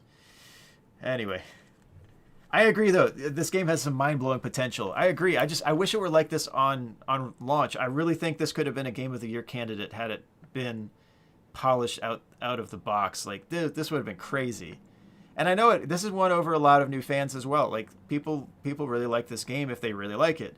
But people who see the bugs are just kind of like, I don't know, this is crazy. Stir fry PJ Haywood, no. Oh man, if you look up Afton's Bad Snack, I made a goofy remix of it, I guess. Same sentiment with the other endings. I really, yeah, controversial one is a Vanny off the building one. Yes, it's a simple door that isn't defended at all, and it's just it's a controversial ending on there, and it's more controversial than the Afton one, it seems. But yeah, this mess crazy. So this isn't like overall like summary of what I think of the game. These are a bunch of bugs that I kind of pieced together and I sent into Steel Wool. It was 31 pages long. There are rooms past those 2 exits. I'm pretty sure there was a 3D animation planned. So in the loading dock, you'd have an animation of Freddy and Gregory run into the loading dock lot where they get in the car and drive away. And then yeah, it's a great ending. Just storyboarded with the extra room is maybe a bit odd. So yes, you can glitch through that area and you find that door. It opens, like it goes to a hallway and then a staircase, and then it like there's a set of doors and it just opens to a wall, and it makes you think, well, okay, this is blocked off. This was probably planned, but it just got either canceled or it's delayed or something. But yes, duplicating animatronics. There's Monty. I mentioned that. Monty and that kiosk is kind of crazy. Freddy can spawn multiple times if you call him over certain circumstances. So when he's like low power Freddy in that box area near Roxy Raceway, I guess, and then you can call Freddy over sometimes, and then Freddy will be like, "Oh hey, I'm here," and then is like lying on the ground like, "Oh, I can't do anything." So yes. DJ Music Man duplicates. Toy Music Man can get stuck in the side of the vent, and then he duplicates when you go that route again, if you go that route again. So don't go that route twice, basically, is what I learned. I was just trying to think of ways to save time on that run, and it would have saved time if it actually worked, but nope. Nope. Sandwich between 2 Toy Music Mans. Ever respawning Freddy. Yeah, it'll be like, Freddy pops in and he never settles down until you just go somewhere else on flat ground. But it also happens in Roxy Raceway near that headless driver bot. Uncallable Freddy at the end of the collectathon. I'm still salty about that, but I got a better run anyway later on. But I'm pretty sure it's because I went down to the salads and sides, and then after that point, it just, yeah, Freddy would not be called, and that was it. So I needed Freddy for the maintenance tunnel, and that would have been it. But yeah, just nope. He didn't show up. I tried the charging station, didn't work. Wouldn't let me do that. Interesting. You can duplicate Freddy in Afton's battle, and the duplicate Freddy won't be affected by Afton. Giga Chad Monty. Yeah, I've seen the like locked on Monty in some playthroughs for sure. Yeah. Let's see. Parts and service computer. I tried this parts and service computer as well to see if Freddy would show up again, but there was nothing to do. It killed the save states again, which stinks. But then, yeah, it will only call Freddy there if you have an upgrade to do. So, anyway, there are a lot of things that are broken right now. These are kind of minor. I do like the Monty's Gator Golf mini golf arcade game. There are 18 in total, but they're kind of unpolished for the other 9. But those could be added later. And I tried some of the 1987, 1983, getting 0 in the course, getting all hole-in-ones, all that. But yeah, there's nothing yet. Freddy and crew overall, throughout the series, Freddy has taken a backseat to all the other animatronics at some point or another, maybe debatably excluding Chica variations. Some games did have very popular Freddy variations, like Sister Location, you have Toy Freddy. Not Toy Freddy, what I'm saying, Funtime Freddy, there we go. And I think Kellen made Funtime Freddy the most memorable of the bunch, but I know some is written and all that, but the way he performed it was really, really well. And he did well with it. But here, I think we have the Freddy that most people were hoping for. He's a memorable character without guile and with admirable integrity, at least as far as we know. To me, this is a huge plus to the series. Freddy here is awesome, so all bugs aside, really good job on Freddy's character. I do also feel really bad for Roxy, so much wrapped up in the psychology behind Roxy. I do want to give her a hug. I want to give her a hug, fix her up, and help her have a more balanced life perspective, but she's a robot animatronic. Monty is quite the bruiser, but a lot of the Monty imagery says southern hospitality and laid back. I wonder what Monty would be like in safe mode. Maybe he's the bruiser that he is, but maybe more constructive for a good cause as he was in Security Breach Furious Rage. Chica teleports too much, but she seems genuinely concerned about Freddy. Freddy has a piece of fan art of everyone, as well as Chica alone. This makes me think that Chica is Freddy's best robo-friend. Chica always knows Gregory's name. Chica also knows Gregory's name, so maybe there is a little leak somewhere in the friendship chain. So maybe Freddy mentioned Gregory, or maybe Chica overheard. I don't know. Maybe she teleported and heard. Maybe Chica knew the player from other nights or from other circumstances as well. But these characters were memorable. The animations of them were pretty amazing, I thought. So I'm hoping that they can be seen in 4K 60 at some point with no real hiccup. But yep, I just say, hey, check it out. I got some footage here if you need it, and there are a lot of notes there. So what do y'all think?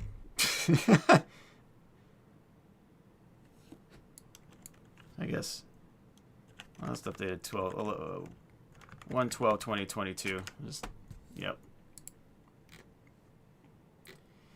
Oh man.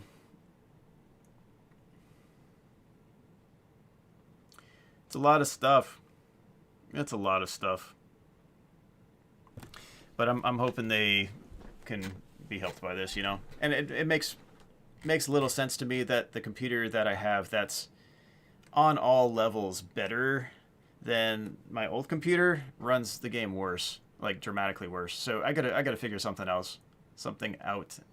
I have to figure something else out. I don't even know. Aversa, thank you so much.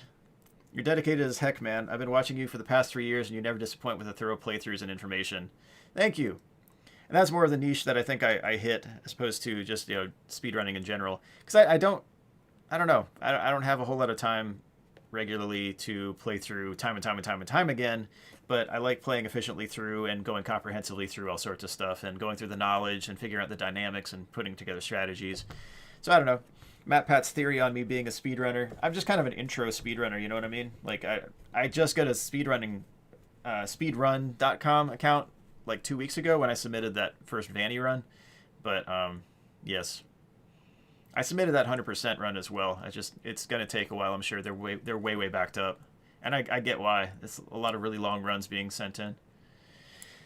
Oh, man. But I do think this game has the most potential out of any of the games by far. I liked some of the other ones especially, but this one would be really excellent if some of the things could be, you know, tidied up. So, can you talk a bit about what Uru was like in your day? Thanks, Squidward.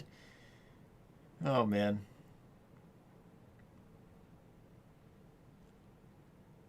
Okay, so in Uru Live, there was one kind of community puzzle where you were on. It was what, the Path of the Shell, was it? Um, but you go to that place. Oh, what was that place called? Uru Path of the Shell Island. Let's see. It was the horseshoe-shaped island. Yeah, it was Relto, right? No, it wasn't. Or was it Ahane? Ahanane. It was one of those two. But you go on that island, and you got to put together this recipe of like a pellet that you think is going to help the algae of a lake. And you would have to let it sit for like 12 to 18 hours to get like a really good bake on it. And then you'd have to come back like later, like way later, basically the next day. You pick up your pellet and you just dump it in the lake and you see what happens, whether it just like fizzles or whether it actually like changes color. And you had to figure out like what's the perfect recipe. And it was just like, why is this a thing? It was the worst puzzle ever in the series, I thought. So that was Mist Online Uru Live. But the rest of it was kind of cool. I mean, you could do team puzzles. There was one where you had to hit the puzzle, you hit the number clues in order. You could do it barely individually, but when you had a team of like 6, it took like 10 seconds. You're just like, okay, 1, 2, 3, 4, 5, 6. All right, cool, we're done. All right, now we go through, advance to the next area. But the team puzzle I'm thinking of was really cool. But yeah, so that was Mist Online Uru Live. There was some community, but I mean, I think I was just in college at that point, and I really was not too fond of online interaction. So I had a GameTap account, but I just didn't talk to anyone really. So I did the puzzles and all that, but I just kept the interaction to a minimum. Just 'cause I was barely 18, I think, at that point. I was like, eh. I think that's about the right timeline, right? Like Mist Online, Uru Live, GameTap. A long time ago. And then it got canceled, yeah. I think they brought it back with, let's see. They shut it down in 2008. 2006, okay, 16 years ago. Okay, so maybe I was finishing college. Yeah, maybe I was finishing college. Okay, so maybe it was a few years out. I think that seems a little bit too late, but that might be right. Anyway. Yes. Okay. All right, let me check the chat really quick. And let's see. Am I an introvert or extrovert? I've always tested extrovert, but I'm kind of like a contextual extrovert. I've become more introverted over the years, but I need more time to recharge than your average extrovert, I think, is the thing. I think you see that with some of my video release schedules. Like, it takes me a while to process through stuff. I have to take time to kind of get through stuff. All right.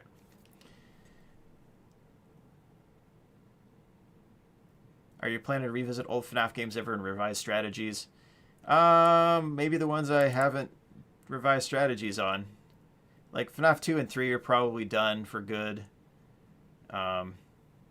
Ultimate Custom Night, I have a few more things I could do on there, but it's very limited at this point. I could do a death coin on the puppet and get my power percentage crazy high, but it's going to take so long to do. It's ridiculous. That's the frustrating thing. It's going to take in the tens of hours, and I'm pretty sure it won't be quite 3 digits, but I don't know. Aaron, I'm actually rooting for the Bulls this year because I've been following Lonzo Ball his entire career. So any team Lonzo's on, I've been rooting for, just because I think, like, when he's confident, he's a phenomenal player. And I kind of hope at some point the Ball brothers do get together and bring back Chino Hills when they were killing everyone in high school. Good grief.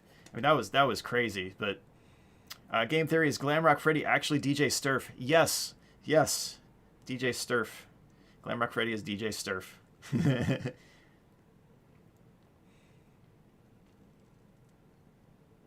You wish Afton weren't in the game. Having a sequence where Glitch Trap were taking over the staff bots or taunting you through glitching arcade machines would have been awesome, though. Yeah, that would have been kind of cool.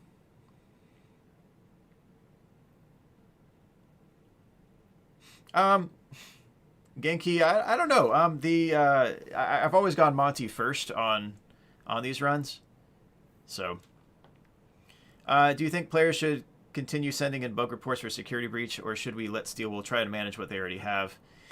You can put together your list. I mean, why not? Yeah, why not? I mean, the thing is, too, like, I don't have a full guarantee that they're going to get this amidst all of their emails. Like, I don't think that I'm, like, you know, it's at the top of their email list or anything like that. I've helped them in the past, but, I mean, I'm not an official part of the team and all that type of thing, but yes.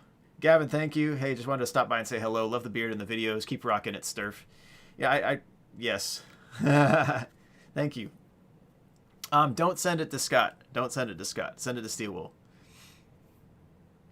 Support at steelwoolstudios.com. Hold on. Steelwool.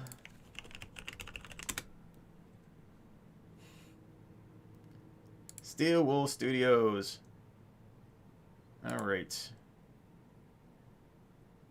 Interesting. It's a forward, actually. But thank you, Gavin, for the $5 donation on that. Okay, that one, and then let me check my sent folder because I sent it to the alias. It's interesting. It forwards it to their host. And I sent this bugs balance matters. There we go. And I sent it to support at steelwoolgames.com. Yep. Support at steelwoolgames.com. That's a place to send it. No, I do not send it. Well, I sent the copy of Help Wanted and all the bugs to Scott when I did that, but don't do that now. Like he's not. He doesn't want that right now. It's Steelwool. Let's see. Do you think that Roxy should be given another chance, or not really, for helping Gregory and Freddy? I mean, it would be cool to have redemption in that case, but you send a copy to Scott. No, I did not. He asked me not to. He wants me to send basic thoughts on it. He doesn't want me to send like a huge QA document because he's not going to fix anything. So, do you think that for no major skips or speedruns, it would be better updating eventually or staying on early versions for the little to no glitches you can still do? As long as I can play it without lag, that would be cool. And this old computer runs it better than the computer I just ran it on. So I'm probably going to run another 100% run on the box that doesn't lag as much and then see how much time that actually saves. I also don't know. Like they're subtracting a lot of time from runs right now, and I think they're taking off the elevator time. I just don't know. I'm not used to this whole speedrun, like, I don't know. So it makes sense when all is said and done, but like hitting escape never, like I send in another run that's 20 seconds faster just because I hit escape on the Vanny ending, and it's like I didn't know I could do that. Just wait for it to load. Like I don't know, I guess. So in-game time, it makes sense though, but all those little things, it's kind of funny. I need a better way to avoid the safe mode video though, if that's possible, because it just takes way too long. I know it doesn't take that long to load this stuff. You sent them a brief report the other day. You don't expect to hear anything. You also have a feeling Plushtrap being security... Let's see. Plushtrap being security breach. You mean the glitchy maze? Why he popped. I missed it. Supposedly, although you think it was mostly a PR thing to disassociate himself from the franchise. Yeah, it's... Yeah, we'll find out one day, I'm sure. But he didn't... Yeah. He has a family. Is he old? Oh my goodness. It'd be cool to have DLC where you could repair all of the animatronics, I still think. It would be really cool.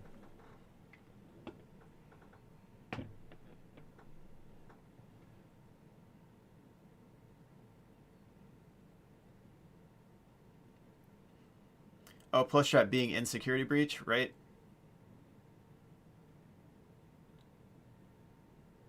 You wonder what's going to happen to the FNaF movie. Yeah, I don't know. I guess he is 94. Yeah, I think that's about right. He's about 94. 94 years old. He's 94 years old.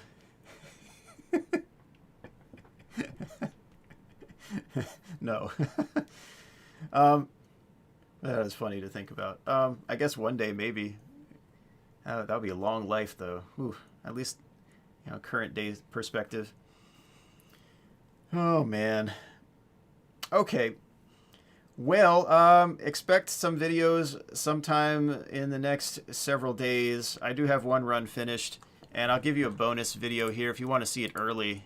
Let's see. Let's load this. I have a video.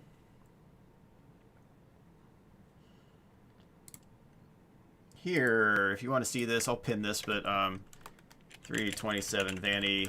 Oh, come on. Why does it do this? No! Why did it just stop working? What the heck? Is it shorting out somehow? Shorting out like the stock market these days. Alright, there we go. Vanny ending slightly more efficient and less lag here. Here! Alright, I'm going to pin this one. There you go. So there's your bonus if you want to see this early, but I'll probably be posting this in the next few days. But I might get a faster run. That's what I'm thinking though. So if I get more time, like I'm in all day planning from 7 a.m. to 5 p.m. rather. It's a 327.033, and I just basically did the same. Well, no, there was another thing. Like on this one, I actually was able to like glitch down another level. So it was a little bit different actually, but there was a lot less lag, like a whole lot less lag. So you can see the difference between my old PC, which is better on this game, and my new one, which should be anywhere from 50% to 150% better based on specs. And it doesn't run this game very well. I don't know what's wrong with it. So figuring that out would be great. I don't know. There's got to be some simple setting on in the settings. I don't know. Some simple settings in the INI file or something that you can set. I just don't know. All right, well, I got to get to bed here soon, so I'm going to dip, and hopefully you enjoyed this whole document and this read-through, and hopefully this was... it's a different type of stream for sure, but this is part of QA. I'm just going through comprehensively and trying to present them with a lot of stuff, give them some info. I do need to get a DX diag done on my PC so I can send it in if they need it, and see if they can pinpoint what is incompatible about the good computer that I have. And this is a decent computer, but that one's a good computer. That it doesn't run the game good. It runs it really laggy, and you've seen that. So that's been the frustration, you know. Maybe it was Vanny hacking my computer. Yes. You didn't even get a notification that I was live. Yeah, that's a tendency. That's been killing my channel. I've been algorithm this whole like last year and a half. Ever since that charity stream I did with MatPat and Markiplier, like all my views have been down and people haven't been getting notifications at all, and I don't know. It's crazy. And the thing is too, like if you get into QA, can you start at the beginning again? Oh my goodness, it's gonna be saved on my channel. I know you're joking, but that's funny. Maybe some weird incompatibility with Zen 3. It's possible. It's possible. Threadripper 3. Let's see. Threadripper 3970X Zen.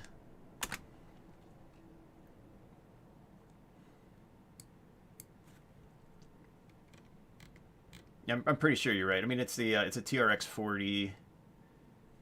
Yeah, third gen. Yeah, third gen AMD Threadripper, and the architecture is.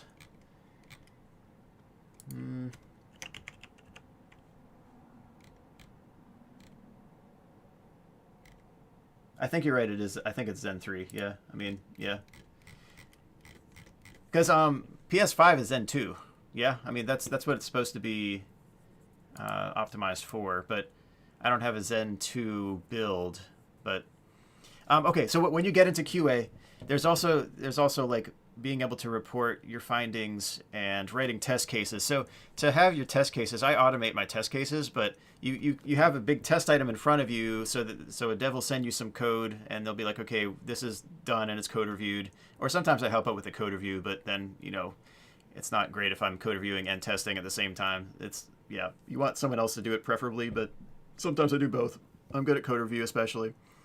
And yeah, then you write up test cases so that you can prove to auditors and all that you actually did work and that this is how it was tested, and you can see later on, or were there any gaps in the testing? Was this testing's fault? But you just try to spot the bugs soon after, and then, I don't know. me and one other dev made up this test automation framework, and we just write up automated test cases and regression. When we're retesting it in a new environment, I click a button, and other people are taking 2-3 weeks, and I'm just like, all right, well, let me wait for this to finish, however long it takes to process and transfer data. So you want something that's good from scratch and that can test all aspects of the data. That you're filling out work items to explain how you tested, what you tested, and then when auditors come in and like, well, how is this being tested? You just have it all there. You just submit it, and yeah. So part of it is testing and writing up, concrete ways you're testing it, and then being able to communicate that to prove you did work as well as that you're comprehensively testing what you need to test. So that's testing in the enterprise scenario, I guess. But I'm a better programmer than I'm a tester, but most people don't know that. So anyway, but it's kind of a sweet spot because I can go through anyone's code and I'm just like, here's your error, and then here's how to fix it. And that's what I do as a QA, and that's where I'm a hybrid QA dev. And Dev will send me the, let me send you the link to the document again. Oh, my keyboard keeps on, okay. Let me plug this in a different port. I bet it's the port. There. Yes.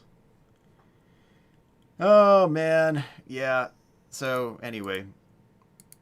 It's good to automate your testing. It's good to test, but it's nice to be able to code review, spot errors in the code, and be like, hey, here's how to fix it too. So we've had a lot of job cuts, and we've lost over 90% of everyone who's been here in our department. And yes, I'm still there, against all odds, I guess, but I don't know. The only real shame with QA work is the mountains of NDA and air gaps in the workplace. It depends on what you're doing as well. Like in healthcare software, there's a lot less NDA. I mean, there's you got HIPAA restrictions, of course. You don't want to leak data. We had one, oh my goodness. So one dev sent a patient, like a real patient record, as a test to a real other hospital.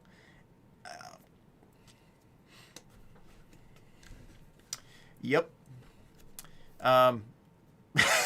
One, you want to use test data when you do that. Two, you want to use a test environment where it's not going to another real client. Three, that brought up a lot of lawsuits, and that was his like first and last warning. He's not there anymore, but oh my goodness, that was a mess. So anyway, you know who to email if you want your game pick clean. Yeah. I like doing this stuff though. It's fun. You figure out how stuff works. I don't know. I guess one minus about QA is you don't want to get too cynical. If you're on a really bad team where all the devs just do junk work and you have to send stuff back 70 plus times, which has happened with me. Oh shoot, that's the. Yeah, hold on. Sorry. Actual doc link. There we go. Yes, there we go. Yes, perfect.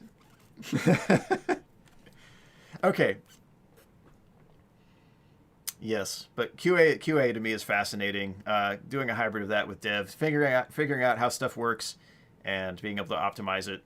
Yeah, but you can get really cynical if you have bad teammates who just send you junk and they don't take pride in their work, and then you're just like, I mean, what do? You just send it back, and then it's like you have 100% sent back rate this year. Like, how did that happen? So I don't know. Sometimes you just have to develop it yourself. That's happened before too. So people just don't want to do their work. They usually don't stay long if that's the case, but some people get through. Peter Principle. Some people are there beyond their level of expertise. Do I have a relationship with Steel Wool? I helped them with Help Wanted. I did some post-release testing, but that was, yeah. Someone else wanted me to send bugs their way and be included on that list. Now, bugs go their way without that person being included. So, all right. Yeah, I just sent it via email. So I email the exec as well as the support, and I just let it go from there. So if one of them gets it, then usually all of them get it. But I'm hoping that this gets through and that they can. I'm sure they know about most of this. All right. I'm sure they know about most of the bugs, but if it comes down to maybe this is a point of failure and that type of thing on some of this, then yeah. This is more descriptive than prescriptive, though. So their email is in the EULA you accepted. Yeah, support at steelwoolgames.com is a place to send bugs if you run into any. And they'll usually have a... I don't think Daco would do... Daco is more of like the... he's more of the face of the franchise from the YouTube side or whatever. Like you wouldn't send Daco bugs. Daco's not a programmer. At least not yet. I don't know. You can pick up programming. It's a good skill to have, but you can learn. And yeah, maybe some have the propensity more than others, but you know that's anything. But if you have the interest, it's a good thing. It's a lucrative career if you get in the right spots, but at the same time too, sometimes it's flighty if the company does bad work and then a lot of people get laid off. It's happened at my company. I don't know. I could be gone any day. So. Oh, then I'd be searching for another one. But anyway, we'll see. All right, we're done. Thanks everyone for being here. Maybe next time I'll play some and we'll have a more fun chat as opposed to like an analytical, hey, this is what I submitted and here's some things, and we can talk about the various nuances and glitches in the games and all that. All right, am I into any sports? Yes, if you look up Juggling, there's a Juggling World Championship. Someone also asked, where did DJ Sturf come from? So I was a radio DJ for really like I was DJing like an MC style, like not a turntable DJ, but I did use a turntable a few times because we ran out of audio vault capability sometimes when the computers were down. But I was more of an MC for a show called Res Rock, short for Resurrection Rock. But yeah, got after my 4 years there, I took a few years as kind of like it was like a program director getting music in, so I would write to record labels and get music in for the new DJs and that type of thing. But I was out of the state at that point, so whenever I was home for summers, I would do the show. But I was mostly getting music in for everyone at that point.